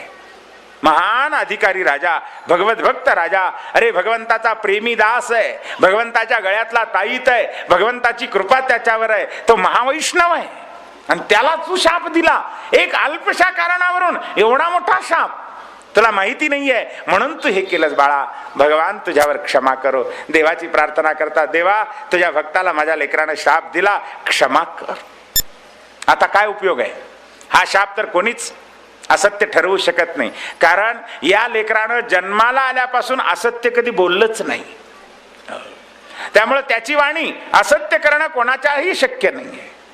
मग आता शाप तरी असत्य होणार नाही, निदान त्याला सावधान तरी करावं, त्याचं जीवन कृतार्थ करावं. म्हणून शमीक ऋषीने आपल्या एका विद्यार्थ्याला राजाकडे पाठवलं आणि निरोप दिला, राजा, सावधान हो, आजपासून 7व्या दिवशी तू मरणार आहेस, तुला तक्षक साप चावणार आहे, सावधान हो, आत्मकल्याण करून घे. निरोप केला. राजा परीक्षितीला निरोप कळता क्षणी राजांनी क्षणार्धामध्ये सर्वस्वाचा त्याग केला. महाराज, आता मला मरायचंय, काय करायचं? राज्यकारभार लागलीच, पुत्राला राज्याभिषेक केला, पत्नी पुत्राच्या स्वाधीन केली. बाळा, आता ही माता आणि भूमाता दोन्हीचीही सेवा करा, प्रजेचं परिपालन करा, धर्मानं राहा. आदेश दिला, राज्य पुत्राच्या स्वाधीन दिलं आणि स्वतः परीक्षित राजा प्रायोपवेशन घेऊन गंगेच्या तीरावर बसलेला आहे. प्रायः उपवेशनम, प्रायोपवेश, मरेपर्यंत भगवंताच्या नामा वाचून आता मी दुसरं काहीच घेणार नाही, अन्न नाही, फलाहार नाही, दूध नाही, पाणी सुद्धा पिणार, असा दृढ निश्चय केला. आणि गंगेच्या तीरावर दर्भाचं आसन घालून बसलेला आहे. आणि हा हा म्हणता ही वार्ता सगळ्या त्रैलोक्यामध्ये पसरली. सगळ्या गावामध्ये, राज्यामध्ये, खेडोपाडी सगळीकडे वार्ता पसरली. तेव्हा देशोदेशीचे राजे, महाराजे, राजकुमार राजाच्या भेटी करता येत आहेत. अरे चला चला चला, आपला राजा आता चालला, प्रायोपेशन घेतोय, चला शेवटचं दर्शन घेऊया, चला, म्हणून सगळे जण निघालेले आहेत. अनेक देशोदेशीचे राजे राजकुमार येतात, हजारोच्या संख्येनं लोक भेटायला येत आहेत. राजर्षी येत आहेत, ब्रह्मर्षी येत आहेत, महर्षी येत आहेत, देवर्षी येत आहेत, साधू संत येत आहेत, ऋषीमुनी येत आहेत, आणि सगळेच्या सगळे राजाच्या भेटी करता येतात. राजा सगळ्यांचं आगत स्वागत करतोय, सगळ्यांना बसायला आसन देतोय, सत्कार करतोय, सन्मान करतोय, आणि सगळ्यांच्या चरणावर साष्टांग दंडवत घालून प्रार्थना करतो आहे की महाराज, मी मोठा पापी आहे हो, आता माझं आयुष्य संपलेलं आहे, केवळ 7 दिवसाचं आयुष्य माझं शिल्लक राहिलेलं आहे. तेव्हा या 7 दिवसामध्ये माझा उद्धार कसा होईल सांगा, मला बोध करा, मला उपदेश करा, माझा उद्धार करा, आणि मला दिव्य ज्ञान द्या आणि माझा उद्धार करा. सगळ्यांच्या चरणी प्रार्थना करतोय, पण कोणी काही बोलत नाही बरं का. मोठमोठे तपोनिधी आहेत, मोठमोठे अधिकारी आहेत, ब्रह्मर्षी आहेत, राजर्षी आहेत, देवर्षी आहेत, अधिकारी संत आहेत, ज्ञानी आहेत, ब्रह्मज्ञानी आहेत, तपोनिधी आहेत, पण कोणी काही बोलत नाहीये. सगळे शांत आहेत. कारण का? सगळ्यांना माहिती आहे की हा आपला शिष्य नाहीये, हा शुकदेवांचा शिष्य आहे. थोड्या वेळामध्ये भगवंताच्या कृपेनं शुकाचार्यांचं आगमन होणार आहे आणि हा शुकाचार्यांचा शिष्य आहे. शुकाचार्य महाराज याला बोध करणार आहेत आणि नवे याच्या निमित्तानं सगळ्या जगाला भागवताचं ज्ञान मिळणार आहे. आपण जर उपदेश केला आणि याचा उद्धार केला तर याचाच उद्धार होणार आहे, पण शुकदेवांच्या योगानं जगाचा उद्धार होणार आहे, जगाला भागवताचं ज्ञान प्राप्त होणार आहे. म्हणून कोणी काही बोलत नाही आहेत, गप्प बसलेले आहेत. तेव्हा राजा परीक्षितीला व्याकुळता जास्तच होते. अरे अरे, मी एवढा पापी आहे की मला उपदेश करायला सुद्धा कोणी तयार नाहीये, मला 4 गोष्टी तत्वज्ञान द्यायला कोणी तयार नाहीये. म्हणून अत्यंत व्याकुळ झालेला राजा भगवंताची प्रार्थना करतोय, हे नारायणा, जन्माच्या वेळी येऊन मला दर्शन दिलंस, माझं रक्षण केलंस, आणि आता हा अत्यंत महत्वाचा क्षण, मृत्यूचा क्षण म्हणजे सगळ्यात महत्वाचा क्षण, आणि या क्षणी तुम्हाला सांभाळणार नाहीस का? देवा कृपा कर आणि कोणीतरी एक अधिकारी महात्मा मला बोध करणारा, या जन्म मरणातून मुक्त करणारा, संसारातून मुक्त करणारा आणि उपदेश करून माझा उद्धार करणारा अधिकारी महात्मा मला भेटव आणि मला बोध करून माझा उद्धार कर. हे नारायणा, आर्त हृदयानं राजा परीक्षिती भगवंताची प्रार्थना करतो आहे. तेव्हा प्रभूला आपल्या भक्ताची दया येते आहे. अहो, जन्मताना स्वतः प्रभूने जाऊन ज्याचं रक्षण केलं, आता रक्षण करणार नाही का? तो उपेक्षा कधीच करत नाही बरं का. आम्ही स्मरण केलं की नक्की तो कृपा करतो. भगवंताने शुकदेवजी महाराजांना प्रेरणा दिली. महाराज इकडे गंगेच्या तीरावर शुकाचार्य महाराज, 16 वर्षाचं वय आहे, अजान बाहू म्हणजे उभं राहिल्यानंतर गुडघ्याच्या खालपर्यंत हात पोचलेले आहेत बरं का. अति दिव्य तेज आहे, रुंद छाती आहे, अजान बाहू आहेत, सरळ नाक आहेत, गुबगुबीत गाल आहेत, सावळा सावळा रंग आहे. भगवान श्रीकृष्णासारखाच ज्याचा सावळा रंग आहे, मोठं गोड रूप आहे, कुरळे कुरळे काळे कुळकुळीत अशा प्रकारचे केस आहेत.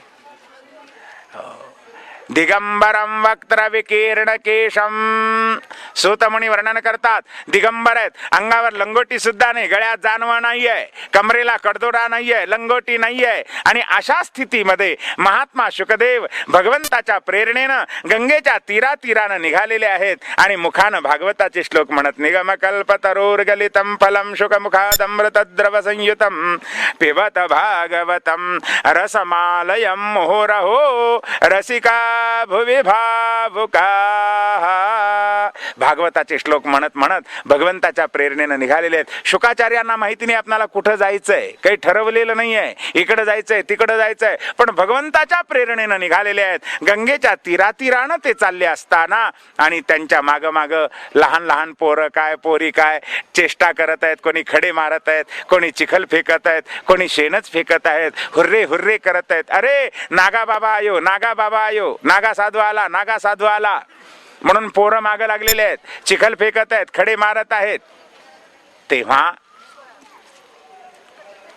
शुकदेवांना त्याचं काहीच सुख दुःख नाही.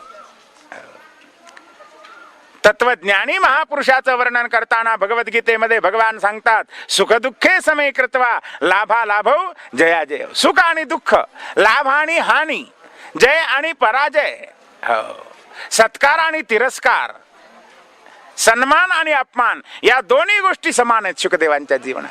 अहो, लहान लेकरं पोरं पोरी अंगावर शेण फेकत आहेत, चिखल फेकत आहेत म्हणून काही अपमान वाटत नाहीये. आणि शुकाचार्य महाराज निघाले असताना आकाशातून देवनायक पुष्पा विमानामध्ये बसून जिथे जिथे शुकदेव चालले तिथे तिथे पुष्पांचा वर्षाव करत आहेत महाराज. त्याचं सुख दुःख नाहीये, सुख नाहीये. देवनायक पुष्पांचा वर्षाव करत आहेत म्हणून आनंद नाही, आणि हे मुलं चिखलफेक करत आहेत म्हणून दुःख नाहीये. सुख दुःखातीत अशी द्वंद्वातीत अवस्था असलेला महात्मा आणि गंगेच्या तीरातीरानं निघाला असताना अचानकपणे याच गंगेच्या तीरावर राजानं प्रायोपवेशन घेतलेलं आहे. हजारो लोकांची सभा भरलेली आहे आणि त्या सभेमध्ये शुकाचार्य महाराज आल्याबरोबर सगळ्या लोकांना मोठा आनंद झाला आणि सगळेच लोक बसलेल्या जागेवरून उठून उभं राहिले. सगळ्यांनी हात जोडले, माना वाकवल्या आणि सगळेच जण जय जयकार करतात, जय हो शुकदेवजी महाराज की, शुकाचार्य महाराज की जय. सगळे मोठमोठे ऋषी, देवर्षी, महर्षी, ब्रह्मर्षी, राजर्षी उठून स्वागत करतात, हात जोडतात. अहो शुकाचार्यांचं वय 16 वर्षाचं आहे बरं का. आणि मोठमोठे ऋषी वशिष्ठाधिक महान ज्ञानी, कोणी 1000 वर्षाचा, कोणी 5000, कोणी 10,000, कोणी 80,000 वर्षाचे, केवढ्या जटा दाढी, अरे जमिनीवर लोळत आहेत असे वयोवृद्ध तपोवृद्ध ज्ञानवृद्ध महात्मे सुद्धा उठून हात जोडतात आणि माना वाकवतात महाराज. का? याचं कारण आहे. म्हणून महाराजांनी म्हटलंय नतेन वृद्धो भवती येनास्य फलितम शिरहा. मनुष्य म्हातारा झाला, डोक्याचे केस पांढरे झाले म्हणजे त्याला म्हातारा समजू नये बरं का. वय वाढलं म्हणजे त्याला म्हातारा समजू नये. खरा म्हातारा तो आहे ज्याच्याजवळ दिव्य ज्ञान आहे. जो ज्ञानानं महान आहे तो खरा महान आहे महाराज. वय वाढलं किंवा केस पांढरे झाले म्हणजे त्याला मोठं समजू नये. ज्याच्याजवळ दिव्य ज्ञान आहे तो खरा मोठा आहे. शुकदेव वयानं लहान आहेत, 16 वर्षाचं वय आहे, पण ज्ञानानं महान आहेत, ज्ञानाचे सागर आहेत. म्हणून सगळ्या लोकांनी उठून हात जोडले आणि स्वागत केलेलं आहे महाराज. राजा परीक्षितीला तर अतीव आनंद झाला. राजा परीक्षिती समोर धावत धावत जातो आहे आणि शुकाचार्य महाराजांच्या चरणावर त्यानं साष्टांग दंडवत घातलेला आहे. या महाराज सुस्वागतम. आणि पायघड्या घालत आणलं महाराज. दिव्य सिंहासनावर बसवलं, पाय धुतले, पाद्य पूजा केली, चरणावर मस्तक ठेवलं आणि हात जोडून राजा परीक्षिती मोठ्या गोड शब्दात प्रार्थना करतो आहे बरं का. महाराज आज मी धन्य झालो महाराज. कृपया तिथिरूपेण भवद्भिस्तीर्थका कृता. महाराज आज अतिथी रूपानं आपण आलात आणि माझं सगळं पाप धुवून काढलं. कारण तुमच्या चरणाचं दर्शन झाल्या क्षणी माझं सगळं पाप जळून राख झालं. माझं जीवन कृतार्थ झालं, माझं जीवन सफल झालं, जन्माला आल्याचं आज सार्थक झालं. कारण तुमच्या चरणकमलाचं दर्शन झालं. महाराज तुमच्यासारख्या साधू पुरुषाचं महात्म्याचं दर्शन माझ्यासारख्या पामर जीवाला काय व्हावं. पण आज माझ्यावर भगवान प्रसन्न झाला म्हणूनच तुमचं दर्शन झालेलं आहे. अपिनो भगवान प्रीतः कृष्ण पांडुसुत प्रिय. पांडवावर अतीव प्रेम करणारा तो पांडव प्रेमी भगवान श्रीकृष्ण आज माझ्यावर संतुष्ट झाला. त्यानं माझ्यावर कृपा केली म्हणून तुमचं दर्शन झालं. अन्यथा ते व्यक्त गते हे दर्शनम न कथम प्रणाम. अव्यक्त गती असलेल्या तुमच्यासारख्या महात्माचं माझ्यासारख्या सामान्य जीवाला, संसारामध्ये रमलेल्या आणि विषयामध्ये रमलेल्या सामान्य जीवाला तुमच्यासारख्याचं दर्शन काय शक्य आहे देवा, गुरुदेवा.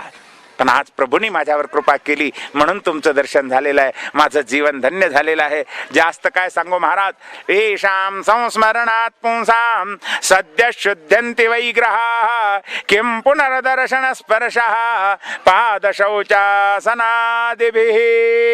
महाराज तुम्हा संतांचा महिमा असा आहे. अहो केवळ हृदयामध्ये संतांचं स्मरण करा महाराज. पापांचा नाश आहे आणि पुण्याची प्राप्ती आहे बरं का.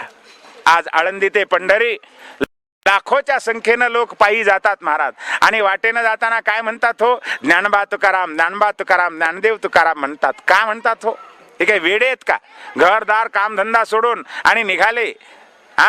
याचं कारण आहे की जे सामर्थ्य भगवंताच्या नामामध्ये आहे तेच सामर्थ्य संतांच्या नामामध्ये आहे महाराज. तुम्ही संतांच्या नामाचा उच्चार करा, पापांचा नाश आहे. संतांचं वचन आहे पुण्यवंततेने व्हावे घेता सज्जनांची नावे. तुमच्या सगळ्या पापांचा नाश आणि पुण्याची प्राप्ती तेव्हा होते तुम्ही जर संतांच्या नामाचा उच्चार केला तर. म्हणून जे सामर्थ्य भगवंताच्या नामामध्ये आहे तेच सामर्थ्य संतांच्या नामामध्ये आहे. केवळ नामाचा उच्चार करा, संतांच्या पापाचा नाश आहे. संतांचं स्मरण करा, पापाचा नाश आहे. संतांचं ध्यान करा, पापाचा नाश आहे आणि पुण्याची प्राप्ती आहे. जीवन कृतार्थ आहे संत संगतीमध्ये, संतांच्या दर्शनामध्ये आणि जीवनाची कृतार्थता आहे. राजा परीक्षिती म्हणतोय महाराज केवळ स्मरणानं जर एवढं फल आहे तर मग किं पुनर्दर्शन स्पर्शः. मग अशा अधिकारी संतांचं दर्शन झालं, त्यांच्या पायावर मस्तक टेकता आलं, त्यांच्या चरणाची काही सेवा करता आली तर मग पापाचा नाश झाला हे सांगायचं कारणच नाहीये महाराज. आज मी धन्य झालो, आज मी कृतार्थ झालो. तेव्हा गुरुदेव तुमच्या चरणी शिष्य म्हणून मी शरण आलेलो आहे. तेव्हा माझ्यावर कृपा करा, मला उपदेश करा, शिष्य करून घ्या. मी तुमचा शिष्य आहे, मला बोध करा. महाराज माझं आयुष्य अल्प आहे, आता केवळ 7 दिवसाचं आयुष्य शिल्लक राहिलेलं आहे, तेव्हा या 7 दिवसात मी काय करू सांगा? माझं कर्तव्य काय आहे, स्मर्तव्य काय आहे, भजनीय काय, पूजनीय काय, आचरणीय काय, मी काय केलं पाहिजे किंवा काय नाही केलं पाहिजे ते मला सांगा. गुरुदेव, या 7 दिवसात मला भगवंताची कथा सांगा, मला भगवंताचं चरित्र सांगा आणि माझा उद्धार करा. आता तुम्हीच माझा उद्धार करता आहात, तुम्हीच माझी माऊली आहात, तेव्हा गुरुदेव कृपा करा आणि माझा उद्धार करा. अशी अत्यंत विनयानं राजा परीक्षिती शुकदेवांच्या चरणकमली प्रार्थना करतो आहे. तेव्हा प्रसन्न अंतःकरणानं शुकाचार्य महाराज राजा परीक्षितीला द्वितीय स्कंदापासून बोध करतात. काय बोध करतात आपण राहिलेल्या वेळामध्ये पाहूया. तत्पूर्वी थोडस नामस्मरण करूया.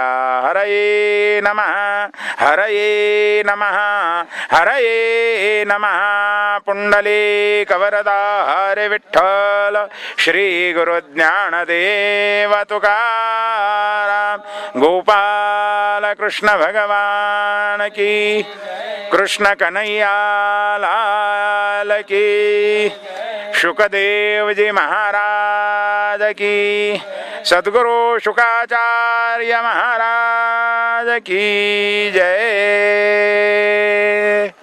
राजा राम राम राम सीता राम राम राम, राजा राम राम राम सीता राम राम. तुमच्यात एक म्हण आहे की नाही, अरे तर का रे, आहो तर का हो. आम्ही अरे म्हणून हाक मारली की समोरून का रे म्हणून येतं, आहो म्हटलं की का हो येतं. विजापूरला एक गोल घुमट म्हणून आहे बरं का, तिथे जा आणि त्या गोल घुमटामध्ये मोठ्यांदा आरोळी द्या, 13 कल्याण होगा. तिकडून 7 वेळा आवाज येतो, 13 कल्याण होगा, 13 कल्याण होगा, 13 कल्याण होगा. आणि तिथंच उभा राहून म्हणा 13 सत्यानाश होगा. तिकडून 7 काय बिघडलं हो? पूर्वीचा सूर्य पूर्वेकडून उगवत होता, आता बिघडलं पश्चिमेकडून उदय पावतो. असं कधी घडलंय? नाही. पूर्वीचा सूर्य प्रकाश देत होता, आता बिघडलं कलियुग आलं, आताचा सूर्य अंधार देतोय. असं कधी झालंय? नाही. जग बिघडलं म्हणजे काय बिघडलंय? फक्त मानवाचं मन बिघडलंय महाराज. पूर्वीचे पशु पक्षी जसे होते तसेच आहेत.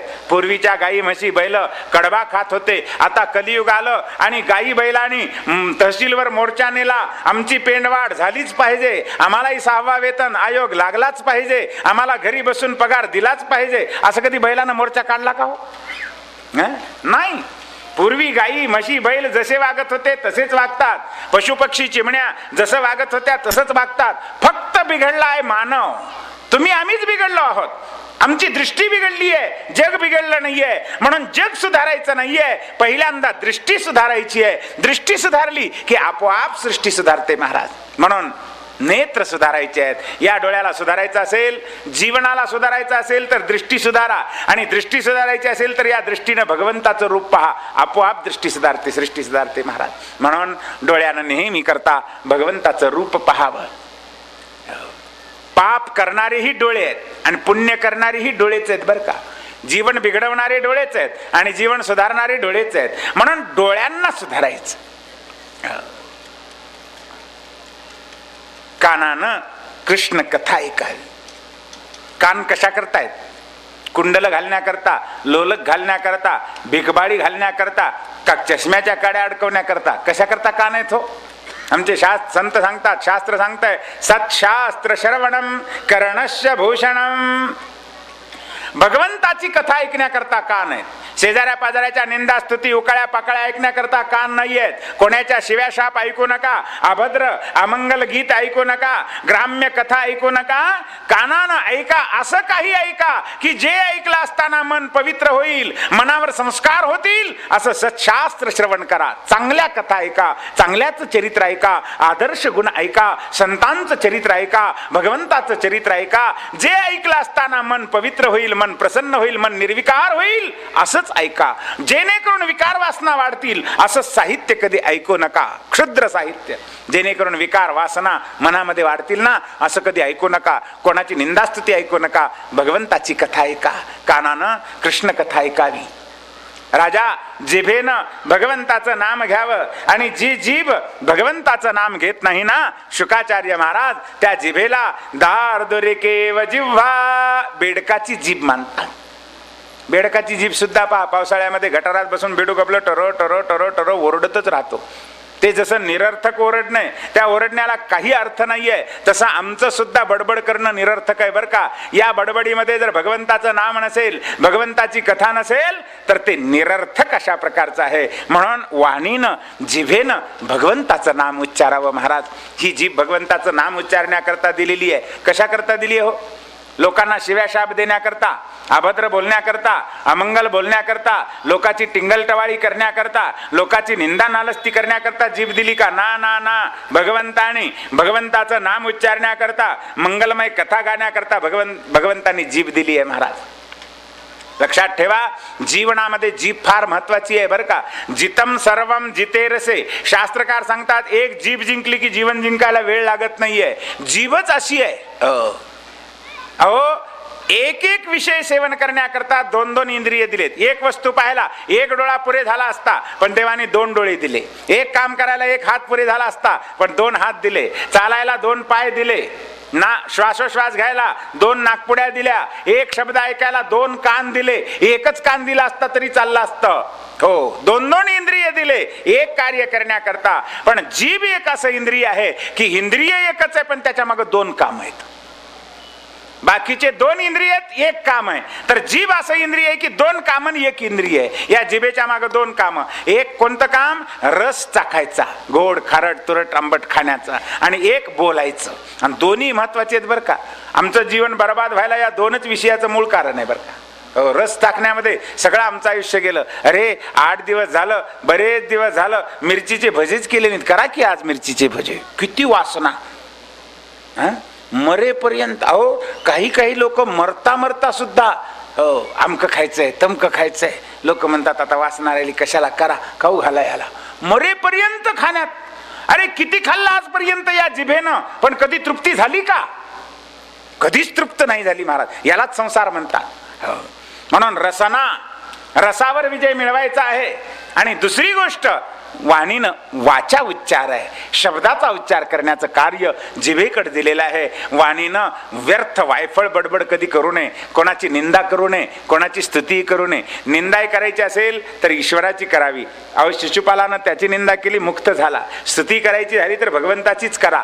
हो, संतांचं स्तवन करा, संतांचं चरित्र गा, भगवंताच्या नामाचा उच्चार करा. या जिभेनं जर काही करायचं असेल तर फक्त एकच करावं, भगवंताच्या नामाचा उच्चार करावा. महाराज, आमच्या संतांनी जिभेला प्रार्थना केली आहे, घेई घेई माझे वाचे गोड नाम विठोबाचे. हे वाचे, वाचे म्हणजे जिव्हे, एकच घेतो गोड नाम विठोबाचे. माझ्या विठोबाचं गोड नाम आहे, त्याचा उच्चार तू कर. आमच्या संतांनी प्रार्थना केली आहे जिभेला. आपण रोज स्तोत्र ऐकतो की नाही? त्वामेव याचे मम देहि जिह्वे समागते दंडधरे कृतांते वक्तव्यमेवं मधुरं सुभक्त्या गोविंद दामोदर माधवेति. गोविंद दामोदर माधवेति. गोविंद दामोदर माधवे. हे जिव्हे संत प्रार्थना करतात. मी तुला प्रार्थना करतो, जेव्हा तो कृतांत काळ येईल, यमदूत माझ्या समोर उभे राहतील. एका हातात पाश घेतलेला आहे, एका हातात दंड घेतलेला आहे, आणि पाश फेकलेला आहे. माझ्या गळ्याला आवळत आहेत आणि माझे प्राण खेचत आहेत ना, त्यावेळी तेवढी एकच कृपा कर जिव्हे, की फक्त एवढाच उच्चार कर, गोविंद दामोदर माधवेती. आमच्या संतांनी प्रार्थना केलेली आहे. राम राम म्हणता जाओ माझा प्राण. मला दुसरी काही अपेक्षा नाहीये, फक्त श्रीराम श्रीराम म्हणता म्हणता माझा प्राण जावा. कृष्ण कृष्ण शिव शिव म्हणता म्हणता माझा प्राण जावा. प्रभूचं नाम घेत माझा प्राण जावा. प्राण जाते समयी माझ्या जिभेनं भगवंताचं नाम घ्यावं. आमचे संत म्हणतात, हे जिव्हे, मला माहिती आहे तुझा स्वभाव. तुझा स्वभाव कसा आहे? मधुर प्रियात्वम. मधुर प्रिय आहेस, तुला गोड आवडतं, लाडू आवडतात, जिलेबी आवडते, मिठाई आवडते, साखर भात आवडतो, पुरणपोळी आवडते, गुलाबजाम आवडतात. हो, तुला गोड गोड जिलेबी आवडते. मला माहिती आहे तू कशी आहेस. मधुर प्रियत्वम, मधुर प्रिय आहेस, तुला गोड गोड आवडतं. तेव्हा मी तुला सांगतो, सगळ्यात गोड जर काही असेल तर माझ्या प्रभूचं नाम गोड आहे. किती गोड आहे? संत सांगतात, अमृताहून गोड नाम तुझे देवा. भगवंताचं नाम अमृताहून गोड आहे. जगात साखर गोड आहे, गुळ गोड आहे, लाडू गोड आहे, जिलेबी गोड आहेत, पदार्थ गोड आहेत, त्याहून अमृत गोड आहे. आणि त्या अमृताहून गोड जर काही असेल तर भगवंताचं नाम आहे. भगवंताच्या नामा इतकं मधुर असं काहीच नाही आहे. मधुराति मधुर, सगळ्यात गोड जर काही असेल तर भगवंताचं नाम आहे. म्हणून हे जिव्हे, माझी तुला प्रार्थना आहे, तुला गोड आवडतं ना, मग तेवढं गोड असं माझ्या प्रभूचं नाम घे. गोविंद दामोदर माधवेती सत्यम हितम त्वाम परमम वदामी. हे जिव्हे, मी तुला तुझ्या सत्याचं सांगतो, हितकर सांगतो, रुचकर सांगतो, कल्याणकर सांगतो. तुझं सत्य, हित, निश्चित हित याच्यामध्येच आहे, तुझं कल्याण याच्यामध्ये आहे. कशामध्ये? गोविंद दामोदर माधवेती. गोविंद दामोदर नामाचा उच्चार कर, बस, दुसरं काही म्हणू नको. म्हणून या जिभेनं नेहमी करता भगवंताचं नाम घ्यावं महाराज. अभ्यास करावा सतत सतत, उठता बसता का अहो येता जाता उठत बसता कार्य करिता. आमचे संत सांगतात, येताना जाताना उठताना बसताना स्वयंपाक करताना धुणं धुताना पाणी भरताना कुठेही जाताना येताना प्रवासात घरी दारी हो सर्वत्र भगवंताचं नाम घ्यावं. अभ्यास करावा, पुन्हा पुन्हा नाम घेत राहावं. शिंक आली, खोकला आला, पडसं आलं, ठसका लागला, ढेकर आला, देवाचं नाव घ्या. हरी हरी म्हणा, राम राम म्हणा, कृष्ण कृष्ण म्हणा, शिव शिव म्हणा. जे नाम, अहो हे सगळे नाम एकच आहेत, भगवंताचंच नाम आहे. म्हणून ठेस लागली असताना पतेतास खलेतास चारतः क्षुत्वा वा विवशो ब्रुवन् हर ये नम नित्योच्चैहि मुच्यते सर्व पातकात.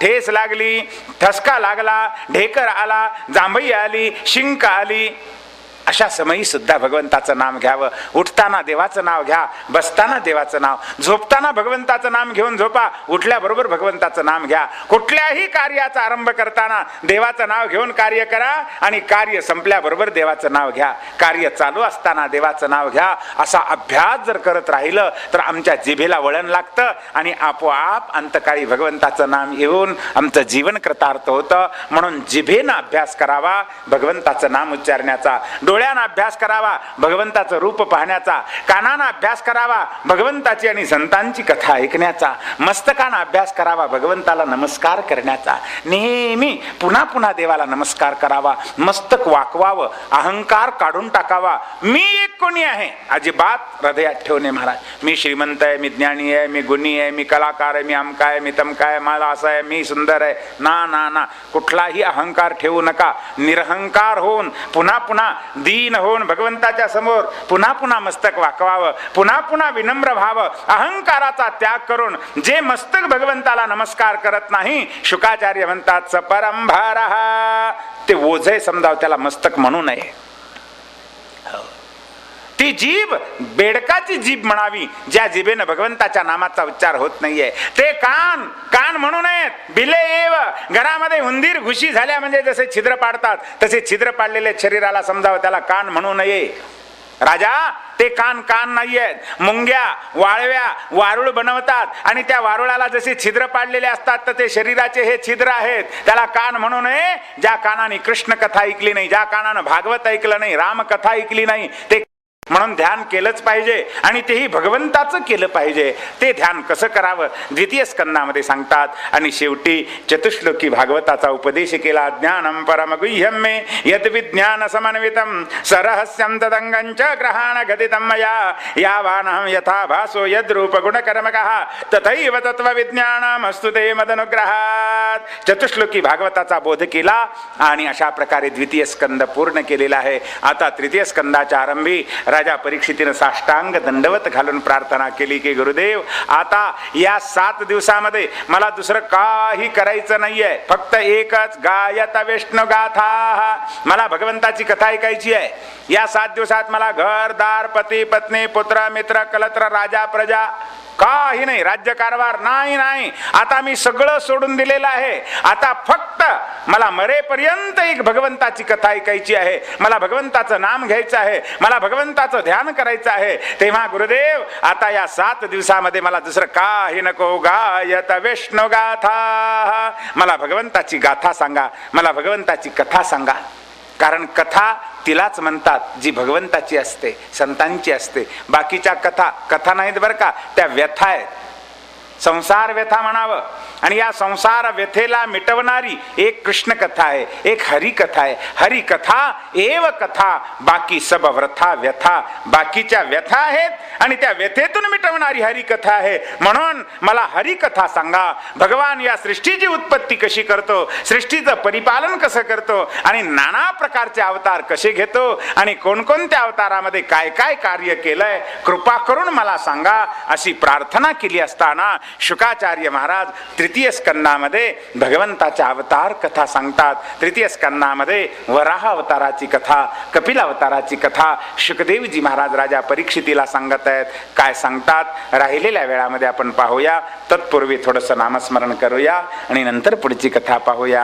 हरये नमः, हरये नमः, हरये नमः. पुंडलिक वरदा हरे विठ्ठल, श्री गुरु ज्ञानदेव तुकाराम, गोपाल कृष्ण भगवान की. ते मला कृपा करून सांगा अशी प्रार्थना केली असताना शुकाचार्य महाराज सांगतात, राजन, जेव्हा कौरव आणि पांडवांचं युद्ध होण्याची वेळ आलेली आहे, युद्ध टाळण्याकरता अनेकांनी प्रयत्न केले. कारण युद्ध चांगलं आहे का हो? युद्ध म्हणजे राष्ट्राची सर्वस्वाची हानी आहे महाराज. प्राणाची हानी, वित्ताची हानी, राष्ट्राची हानी, सर्वस्वाची हानी. युद्ध झालं म्हणजे काही राहत नाही त्या राष्ट्रात. आज पहा इराकमध्ये जाऊन काय राहिले, त्या इराक नावातलं ई निघून गेले, नुसती राखच राहिली, तिथं काही राहिलं नाही. बेचिराख झालं इराक. युद्ध लादल्या गेलं त्याच्यावर. युद्ध चांगलं नाहीये, युद्ध टळावं म्हणून अनेकांनी प्रयत्न केला, ज्यामध्ये भगवान श्रीकृष्णांनी शिष्टाई केली, महात्मा विदुरांनी नीतीचा बोध केला, पण परिणाम होत नाहीये. शेवटी युद्ध ठरतयच. विदुरजी महाराज तिथून निघाले. दुर्योधनानं अपमान केला. विदुरजीला म्हणतात, अरे यांना कशाला ठेवायचं, हाकलून द्या. विदुरजी म्हणतात, तू कशाला हाकलतोस, मीच निघालो. आणि तीर्थयात्रेचं निमित्त करून तेथून निघाले. फिरत फिरत यमुनेच्या तीरावर आले असताना उद्धवजीची भेट होते आहे.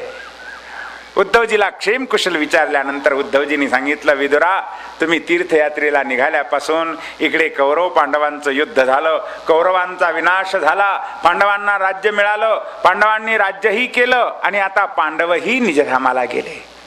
भगवान श्रीकृष्णाने अवतार कार्य पूर्ण केलं. ऐकल्याबरोबर विदुरजींना वाईट वाटत आहे. उद्धवा, तुम्ही कुठे होतात? मी तिथेच होतो.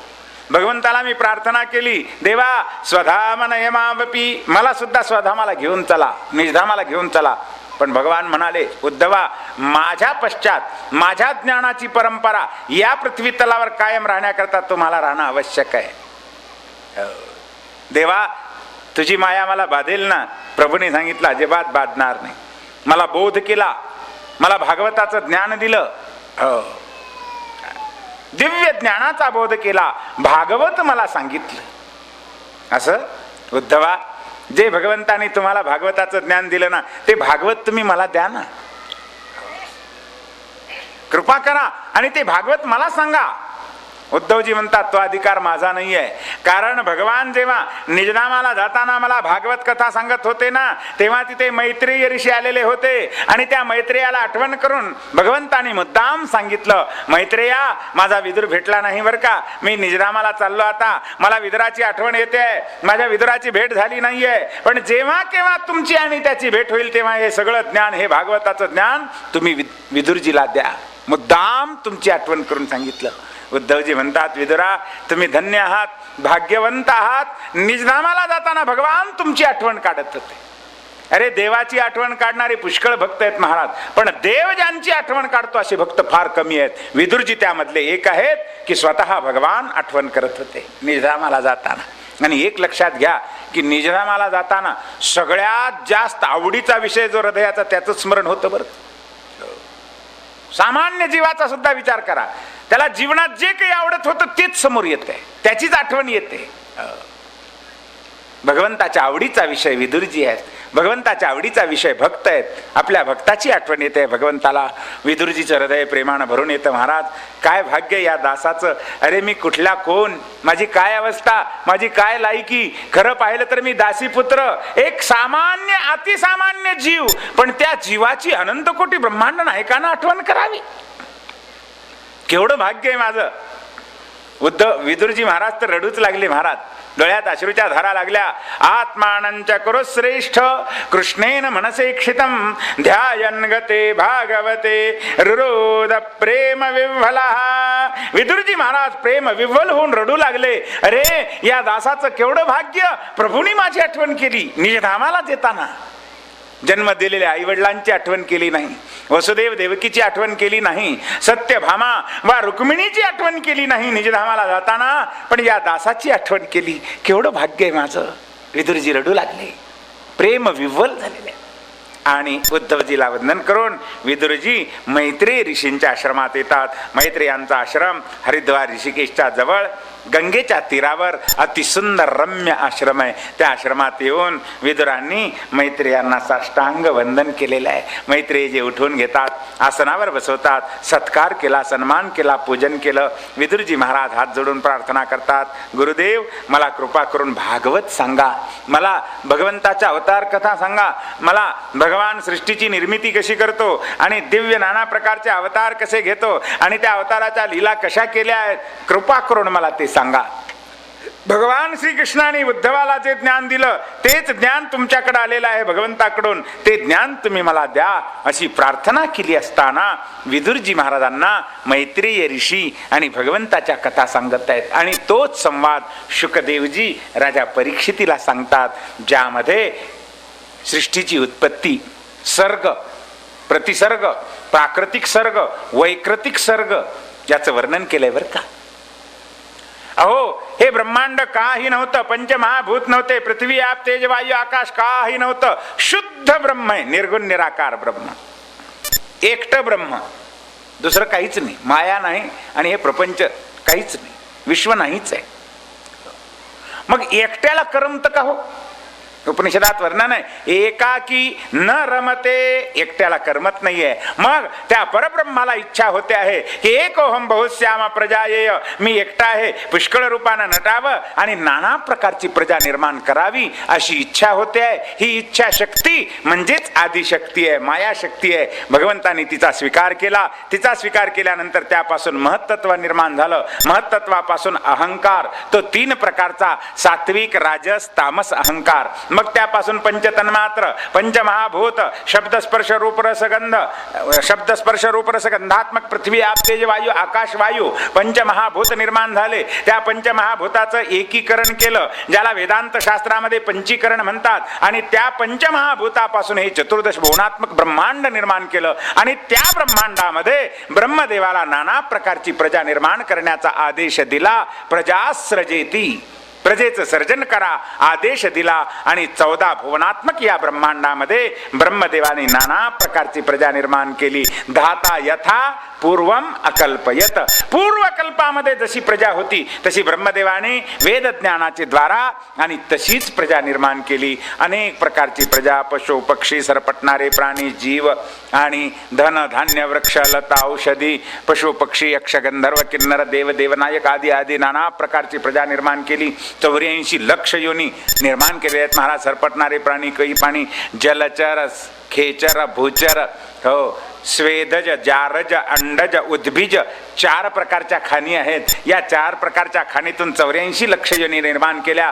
2 पायाचे, 4 पायाचे, 6 पायाचे, 8 पायाचे, अनेक पाय असणारे असे अनेक प्राणी निर्माण केले. आकाशात उडणारे, जमिनीवर चालणारे, पाण्यामध्ये राहणारे असे अनेक प्रकारचे प्राणी पशु पक्षी आदी निर्माण केले. यक्ष राक्षस गंधर्वादी निर्माण केले. पण ब्रह्मदेवाला समाधान होत नाहीये. त्यानंतर ब्रह्मदेवानी सनक सनंदन सनातन सनत कुमार मानसी प्रजा निर्माण केली. हो तेही अखंड व्रत ब्रह्मचर्य व्रत धारण करणारे सनत कुमार निघाले. 11 रुद्राची उत्पत्ती आहे, क्रतु महिनस वगैरे वगैरे, आणि त्या रुद्रासर्गाचंही वर्णन केलेलं आहे. अनेक प्रकारची प्रजा निर्माण केली, पण मनाचं समाधान होत नाही. शेवटी ब्रह्मदेवाच्या त्या दिव्य कायेपासून एक जोडपं जन्माला येत आहे. उजव्या अंगापासून पुरुष आणि डाव्या अंगापासून स्त्री जन्माला येते आहे. हा पुरुष म्हणजेच पहिला मानव आहे, आदी मानव आहे. यालाच मनु महाराज असं म्हणतात. स्वतःच उत्पन्न झाले देहापासून म्हणून स्वयंभुव हे नाव ठेवलेलं आहे.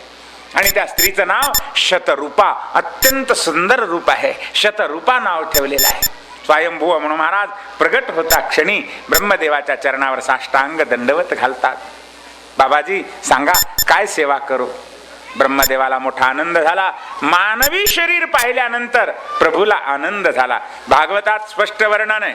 ब्रह्मावलोकधिषणं मुदमापदेवा.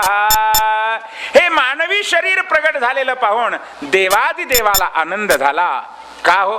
नाक डोळे निटास आहेत, गुबगुबीत गाल आहेत, सुंदर रंगरूप आहे. हे पाहून आमचा रंगरूप पाहून देवाला आनंद झाला का? ना ना ना, भगवान तुमच्या रंगरूपाला कधीच पाहत नाही. तुम्ही काळे आहात का गोरे आहात, निटास आहात का नकटे आहात, डोळे टपोरे आहेत का लहान आहेत? नाही नाही, भगवान तुमच्या रंगरूपाला पाहून कधीच आनंदी किंवा दुःखी होत नाहीये. भगवान रंग पाहत नाही, भगवान बहिरंग पाहत नाही, भगवान अंतरंग पाहत. मानवाला पाहिल्यानंतर देवाला आनंद झाला. कारण का? शुकाचार्य सांगतात ब्रह्मावलोकधिषणम. त्या परब्रह्म परमात्म्याला प्राप्त करून घेण्याला लायक शरीर फक्त मानवी शरीर आहे महाराज. भगवंताची प्राप्ती याच शरीरानं होते. जन्म मरणातून मुक्ती याच शरीरानं होते. संसार यातनातून मुक्ती याच शरीरानं करून घेता येते. विवेक, ज्ञान, वैराग्य, साधना याच शरीरात करता येते महाराज. इतर शरीरात काही आहे का हो साधना? पशुपक्ष्याला कळतं का? चिमणीला, कावळ्याला, कुत्र्याला, मांजराला कळतं का भागवत कथा कशी ऐकावी, रामायण कसं ऐकावं, देवाची पूजा कशी करावी? कळतं? कुत्र्याला कळतं का देवाला अभिषेक कसा? अहो कुठेही गेलं की ते आपलं अभिषेकच करतं. सर्वांतर्यामी परमात्मा फक्त कुत्र्यालाच कळाला बरं का. कुठे खांब पाहो, दगड पाहो, गाडी पाहो, काही पाहो, अहो शांत जर उभं राहिलं तर आमच्याच टंगड्यावरती अभिषेक करताय. कधी कळतं का कुत्र्याला देवाला अभिषेक कसा करावा? नाही कळत. मांजराला, चिमणीला, कावळ्याला, गाईला, म्हशीला, सर्पाला, विंचवाला, किडामुंगी ना ना ना, कुठलीच योनी नाहीये. 84 लक्ष योनीमध्ये फक्त एक मानव देह असा आहे की ज्या मानव देहामध्ये विवेक आहे, बुद्धी आहे, ज्ञान आहे आणि इंद्रिय सुद्धा साधना करण्याला लायक अशा प्रकारचे आहेत महाराज. आणि म्हणून साधना करून भगवंताची प्राप्ती करून घेण्याचा लायक देह फक्त मानवी शरीर आहे. मग ते स्त्रीचं असो की पुरुषाचं असो, मानवी शरीर साधनेला लायक आहे, भगवत प्राप्तीला लायक आहे. म्हणून भगवंताची प्राप्ती करून घेण्याला लायक असलेला देह पाहिल्याबरोबर देवाला सुद्धा आनंद झाला. आणि अशा प्रकारे स्वयंभुव म्हणून महाराजाला ब्रह्मदेव आदेश देतात. ठीक आहे, ब्रह्मदेव सांगतात हे स्वयंभुव म्हणून महाराज, हे पहा ही स्त्री जी आहे ना, ही मी तुम्हाला समर्पण करतो आहे.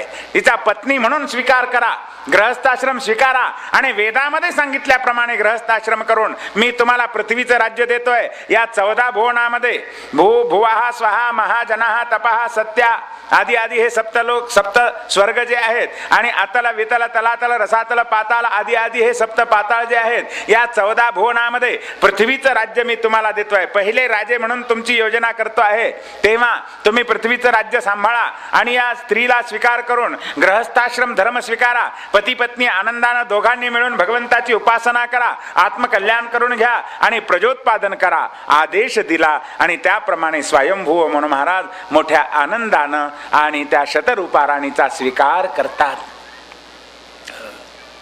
आणि पृथ्वीवर येतात. पाहतात तर इथे पृथ्वीच नाहीये. हिरण्याक्ष नावाच्या दैत्यानं ती रसातळाला नेलेली आहे. पुन्हा परत येतात, ब्रह्मदेवाला सांगतात, प्रभूजी तुम्ही तर सांगितलं पृथ्वीचं राज्य मला दिलं म्हणून, पण ती पृथ्वी तर हिरण्याक्षानं रसातळाला नेली आहे, तेव्हा ती माझ्या ताब्यात द्या, त्याचा उद्धार करा आणि त्या पृथ्वीचा उद्धार करून माझ्या स्वाधीन करा. तेव्हा ब्रह्मदेव विचार करतात, त्या हिरण्याक्षाला मारण्याचं सामर्थ्य माझ्यात नाहीये, मी नाही मारू शकत. तेव्हा भगवंताची प्रार्थना सगळे देवनायक सत्य लोकामध्ये बसून करतात, हे प्रभू पृथ्वीचा उद्धार करा, हिरण्याक्षाचा उद्धार करा आणि ही पृथ्वी स्वयंभू म्हणून महाराजांना द्यायची आहे, अवतार घ्या, प्रार्थना करतात. तेव्हा भगवान एक अवतार घेतात, वराह अवतार. छोटसा अगदी अंगठ्या एवढं वराहाचं रूप पिल्लू ब्रह्मदेवाच्या नाकातून बाहेर पडतंय. सगळे देवनायक विचार करतात, अरे हा वराह कुठून आला, कोण आहे, वराह कसा आला, आणि विचार तर्क वितर्क करत आहेत. इतक्यात अगदी अंगठ्या एवढं रूप असलेलं लहानाचा मोठा होत होत होत हत्ती एवढं रूप घेतलं, पर्वताकार रूप घेतलं, महाराज विशाल रूप घेतलं, धीर गंभीर गर्जना केली. गर्जना ऐकता क्षणी सगळ्या देवांच्या अंतःकरणातला विकल्प निघून गेला, अरे हा तर प्रभू आहे, परमात्मा आहे, हा नारायण आहे, देवादी देव आहे आणि यानं पृथ्वीच्या उद्धाराकरता हा अवतार घेतलेला आहे, वराह अवतार. कळता क्षणी ब्रह्मादिक देवाला आनंद झाला. देव पुष्पांचा वर्षाव करत आहेत, गंधर्व गाऊ लागले, अप्सरा नाचू लागल्या, मंगलवाद्यांचा उद्घोष होतो आहे आणि साधू संत पुष्पांचा वर्षाव करून जय जयकार करतात. गोपाल कृष्ण भगवान की, वराह भगवान की.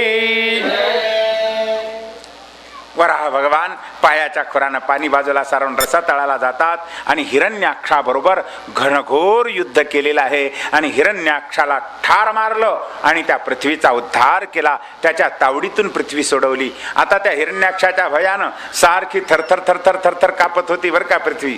प्रभूने विचार केला, अहो पृथ्वी स्थिर असेल तर तुमचं आमचं जीवन स्थिर आहे महाराज. पृथ्वी थोडी हलू द्या, जीवन स्थिर आहे का हो? 22 वर्षापूर्वी आपण अनुभव घेतला, किल्लारीला भूकंप झाला. अहो कोटी कोटी रुपयाचे बंगले सोडून लोक रस्त्यावर झोपू लागले. नको बुवा, गपकन बसलं तर काय करा, मरा का? करोड करोड रुपये खर्च करून 2-2 मजली बांधलेले बंगले सोडून दिले, रस्त्यावर झोपू लागले लोक. त्यावेळी आमच्या जीवनात सुख होतं का? समाधानानं झोप कधी होती का? लोक रात्र रात्र जागू लागले महाराज. कधी कीर्तनात जागत नाहीत, पण त्यावेळेस मात्र जागू लागले. का? मरणाची भीती आहे. अहो पृथ्वी स्थिर आहे म्हणून तुमचं आमचं जीवन स्थिर आहे महाराज. पृथ्वी जर थोडी हल्ली ना, जीवन उद्ध्वस्त आहे, बर्बाद आहे महाराज. तेव्हा पृथ्वी त्या हिरण्याक्षाच्या भयानं थरथर कापत होती. त्या पृथ्वीला भगवंतांनी स्थिर करण्याकरता आपल्या दाढेवर धरलं आणि पृथ्वी स्थिर केलेली आहे. आणि स्थिर करून पृथ्वी स्वयंभू म्हणून महाराजांच्या स्वाधीन केली. आणि आता स्वयंभू म्हणून महाराज पृथ्वीचे पहिले सम्राट राजे आहेत महाराज. या मनूचे आम्ही वंशज म्हणून आम्हाला मानव म्हणतात. मनोह जातः मनुजहा, मनूपासून जन्माला आलो म्हणून मनुज म्हणतात. मनुष्य माणूस आम्हाला याकरता म्हणतात, मनूचे लेकरं आम्ही म्हणून मनुष्य. काही म्हणा, मनुष्य म्हणा, मनुज म्हणा, माणूस म्हणा की म्यान म्हणा, या मनूचे आम्ही वंशज आहोत.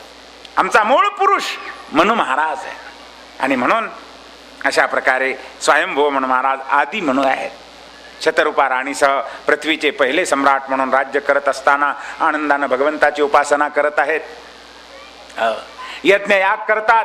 यज्ञाचे द्वारा प्रभूची उपासना, प्रजेचा औरसपुत्रवत परिपालन आणि आनंदानं गृहस्थाश्रम करत असताना या स्वयंभू म्हणून महाराजांना 3 कन्या आणि 2 पुत्र झालेले आहेत. आकोतिर्देव होतिश्च प्रसूतिरिति विश्रुताः प्रियव्रतोत्तान पादौ शतरूपापते सुतौ. आकोती, देवहूती आणि प्रसूती नामक 3 कन्या, प्रियव्रत आणि उत्तान पादक नामक 2 पुत्र आहेत. या 5ही संततीच्या वंशामध्ये भगवंताचे अवतार झालेत बरं का. आणि चतुर्थ पंचम या 3 स्कंधामध्ये स्वयंभू म्हणून महाराजांचा वंश वर्णन केलेला आहे आणि त्यात झालेल्या भगवंताच्या अवतार कथा वर्णन केलेल्या आहेत. इथे तृतीय स्कंधामध्ये वराह अवताराची कथा, यात हिरण्याक्ष दैत्याचा उद्धार केला वराह अवतार घेऊन. हिरण्याक्ष म्हणजे कोण आहे हो? दैत्य आहे. दैत्य म्हणजे त्याला काहीतरी 4 पाय असतात किंवा डोक्यावर शिंगच असतात, अकराळ विक्राळ स्वरूप असतं. अजिबात असं समजू नका. दैत्य म्हणजे तुमच्या आमच्यासारखाच असतो. आम्हीच देव बनतो आणि आम्हीच दैत्य बनतो. आम्हीच देव आहोत आणि आम्हीच दैत्य आहोत. जेव्हा विचार आले जीवनामध्ये समजा आम्ही देव बनलो आणि विकार आले जीवनामध्ये की समाज दैत्य बनलो. दुसऱ्याच्या धनाचा अभिलाष मनामध्ये आला की समजा मी दुर्योधन बनलो. दुसऱ्याच्या स्त्रीचा अभिलाष मनामध्ये आला समजा मी रावण बनलो. दुसऱ्याचं राज्य हिरावण घ्यावं मनामध्ये आलं समजा मी कंस बनलो. आम्हीच देव आहोत आणि आम्हीच दैत्य आहोत. विचार आणि विकारावर जीवन अवलंबून आहे. विकारी जीवन आहे का विचारी जीवन आहे? ज्याचं विचारी जीवन आहे, ज्याच्या जीवनात विचार आहे त्याला देव म्हणावं आणि ज्याच्या जीवनात विकार आहे त्याला दैत्य म्हणावं.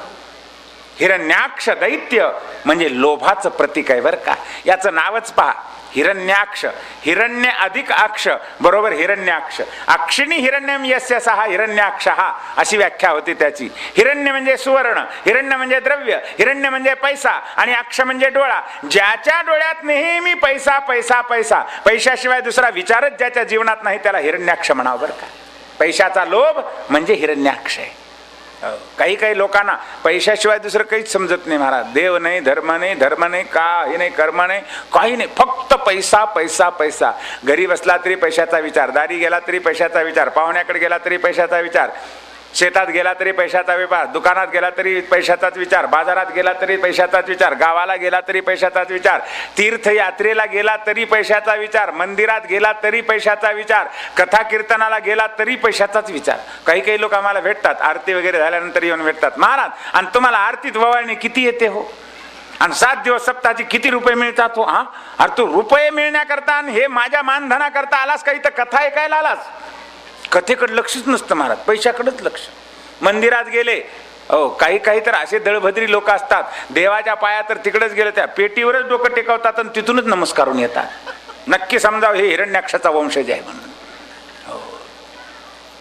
त्याला दुसरं काही दिसतच नाही. पुजारी महाराजाला इथे यज्ञयाग होतो का, कधी कथा कीर्तन मंदिरात होतं का, इथे धार्मिक कार्य काय चालतात, वर्षातले उत्सव काय होतात, कधी विचारणार नाही. पेटीमध्ये महिन्याला किती रुपये निघतात आणि तुम्हाला मानधन काय देतात आणि देवापुढे ठेवलेले तुमचंच असतं का ट्रस्टीचं? अरे तुला करायचं काय 12 भानगडी केल्यापेक्षा? घे दर्शन जाय ना. पण मंदिरात गेला तरी दानपेटीचाच विचार, मानधनाचाच विचार, कथा कीर्तनाला आरती आणि मानधनात म्हणजे कुठेही जाईल तिथे पैशाचा विचार. अहो एक ग्रस्त तर बद्री केदारनाथला गेले म्हणे, आणि आता बद्री केदारनाथ म्हणजे हिमालयाचे उच्च उच्च शिखरे महाराज, बर्फाचे डोंगरच्या डोंगर, आणि ते डोंगर पाहिल्याबरोबर याच्या सुपीक डोक्यामध्ये कल्पना सुचली, महाराज इथं जर आईस फॅक्टरी टाकली तर किती स्वस्तात बसेल म्हणे. आता पहा किती सडलेलं डोकं म्हणावं याचं. अरे बद्रीनाथ सारख्या देवभूमीमध्ये, केदारनाथ सारख्या देवभूमीमध्ये गेल्यानंतर त्याला तिथेही फॅक्टरीच आठवू लागली महाराज. सगळा जन्म पैसा करता आहे. आणि अशा प्रकारचं ज्याच्या जीवनात पैसा हेच अंतिम साध्य आहे त्याला हिरण्याक्ष दैत्य म्हणावं. आणि त्याला ठार मारून भगवंतानी पृथ्वीला स्थिर केलं आणि स्वयंभू म्हणून महाराजांच्या स्वाधीन पृथ्वी केली. आता स्वयंभू म्हणून महाराजांच्या वंशात 3 कन्या 2 पुत्र, त्या वंशामध्ये भगवंताचे अवतार, ज्या अवतारात कपिल अवतार, सतीचा अवतार, ध्रुवाचं चरित्र, पृथु अवतार, भरत महाराज, ऋषभदेव आदी आदी अवतार कथा शुकदेवजी महाराज राजा परीक्षितीला सांगतात. काय सांगतात उद्या दुपारी 3 वाजता पाहूया. झालेली सेवा गुरुमाऊलींच्या चरणी निवेदित असो. यजमान आरती लावतील तोपर्यंत आपण थोडंसं नामस्मरण करूया.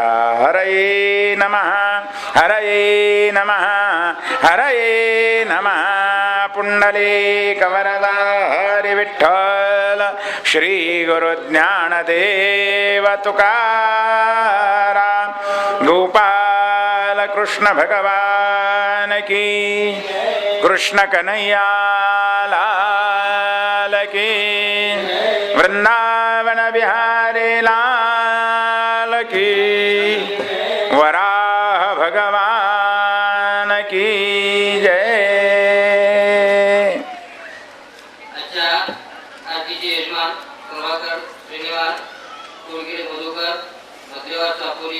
दिनकर मारामार, बापूराव नादरगे, अरुण मारामार, मेहकरेश्वर, गायकवाड वायगाव, पंढरनाथ कोलावार, उत्तम करकोटे, सीताराम महाजन, कर्नाटे नळगीर, राजकुमार शरद, वामन पाटील, सौ